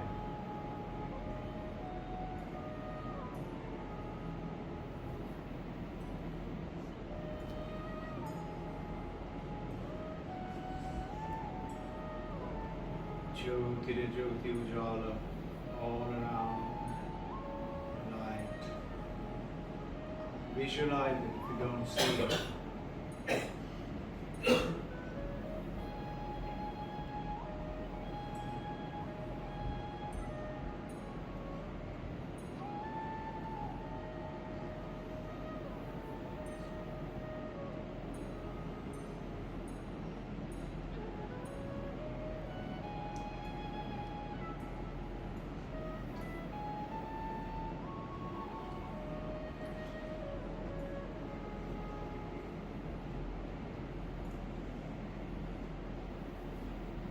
This consciousness, this light,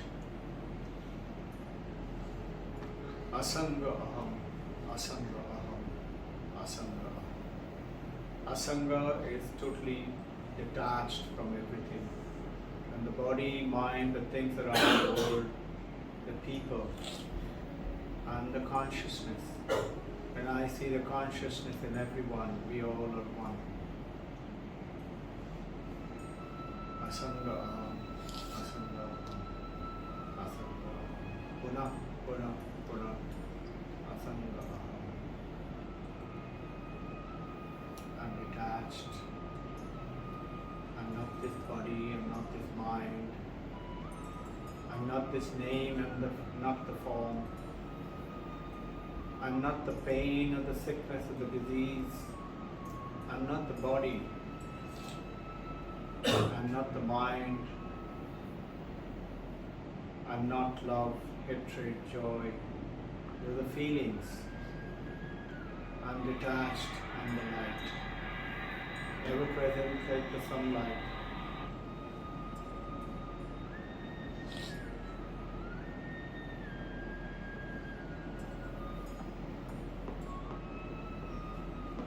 Jyoti, Jyoti, Ujjala, Ujjala.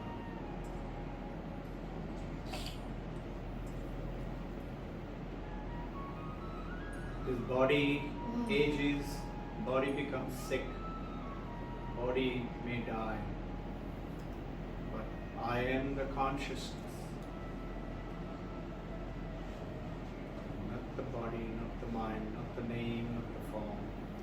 With infinite potential to guide this body and the mind. Mind may get disturbed.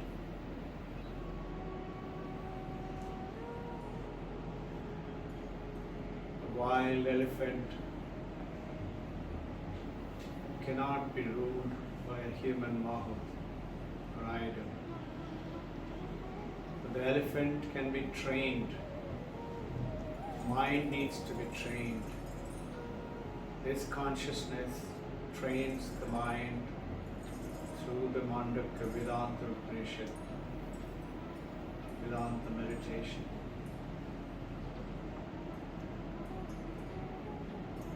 Intensely powerful creator of this universe, the galaxy, the planets, the stars, the nebulae, the mountain, the forest, the ocean, the desert, the people around with the creation of the existence and consciousness.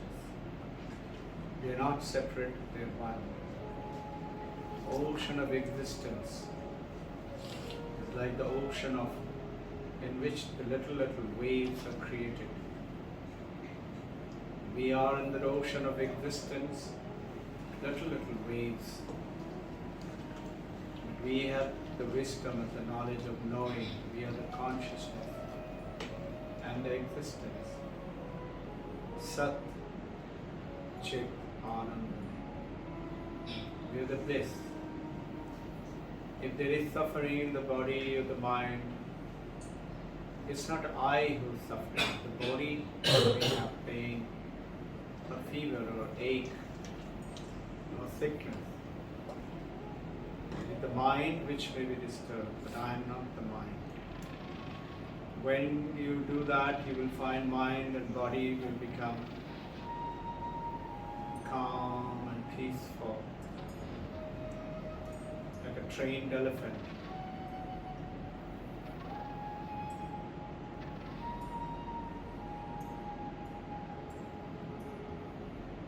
When the mind is calm and the brilliant light all around, plant a seed of your thought, of your prayers.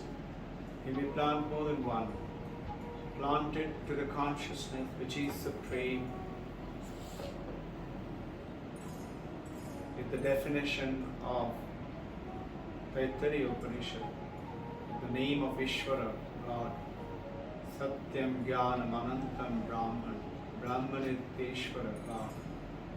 Is Satyam, is the existence, Jnanam is the consciousness, knowledge, and Anantam is the infinite happiness, joy. Is Ishvara, is me, my consciousness. I am not separate from God and the goddesses. I'm one. Just like the water in the ocean, I'm one with the big wave, small wave, bubbles, froth.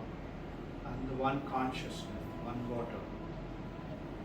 The Divine Mother of the Universe, Jagat Janani, Shiva, Brahma, Vishnu, Maheshwara, many gods and goddesses, we are all one. Brahman, Aham Brahmasmi, plant the seed of your wish in the center of the light, above the head, all around. What you would like, what you want from the universe, from the consciousness, Chaitanya. Plant it for the welfare of the people, for your family members, for the destitute, for the poor, for the sick and downtrodden. Plant it for a better learning, teaching, education, and for your own expansion of Mano, Buddhi, Chitta, Ahankar. We all become one with this consciousness. Be still, be silent, plant the seed.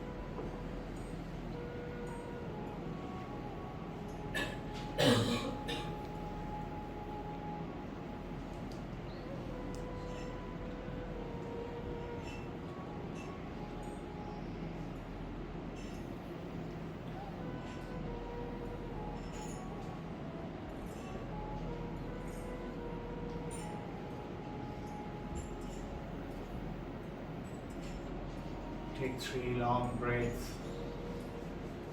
Pray to the Divine Mother of the Universe, Shakti and Purusha, Shiva. To the Brahman, to the consciousness, to Satchidananda, Ishvara. To bless us with Chaitanya, consciousness, awareness of what is right, what is wrong. Bless us with Viveka, discriminate unreal and real, and hold on to real, discard the unreal, which is Vairag. Viveka, Vairag. Shama, controlling of the mind, calmness of mind. Dhamma, controlling of outward flowing of the senses. Pray for the blessings of the Divine Mother, so that our mind, instead of going outwards, go inwards. Titiksha, not giving up. I shall persevere till I attain oneness.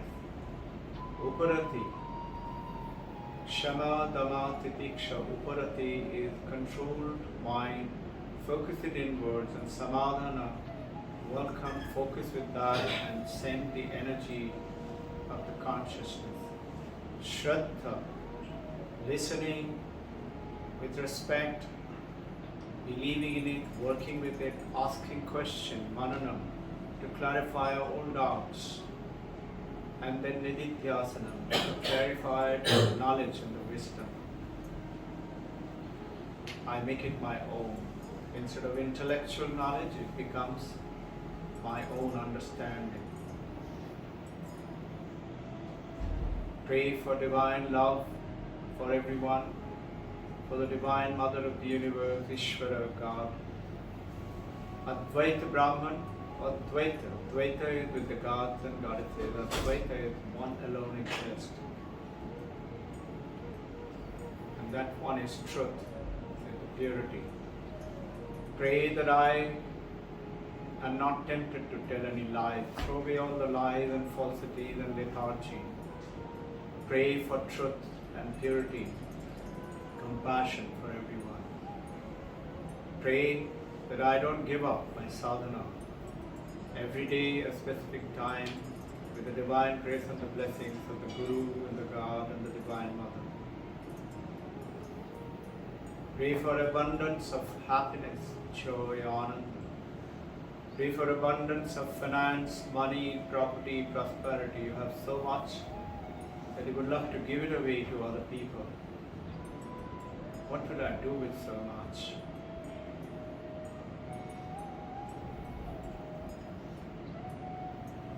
Pray for jnanam, knowledge, understanding.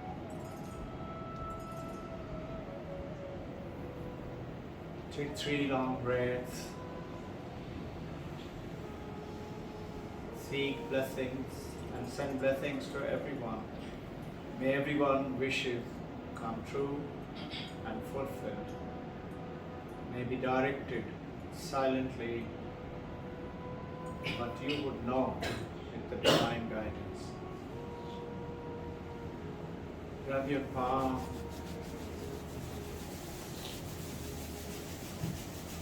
When you wish to open your eyes, open at your own palm or at your own lap.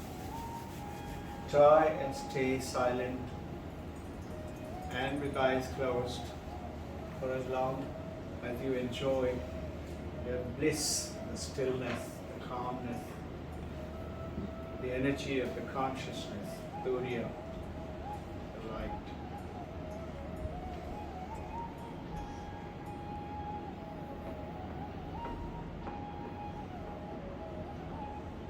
See the goal, the destination of your vision, of your prayers.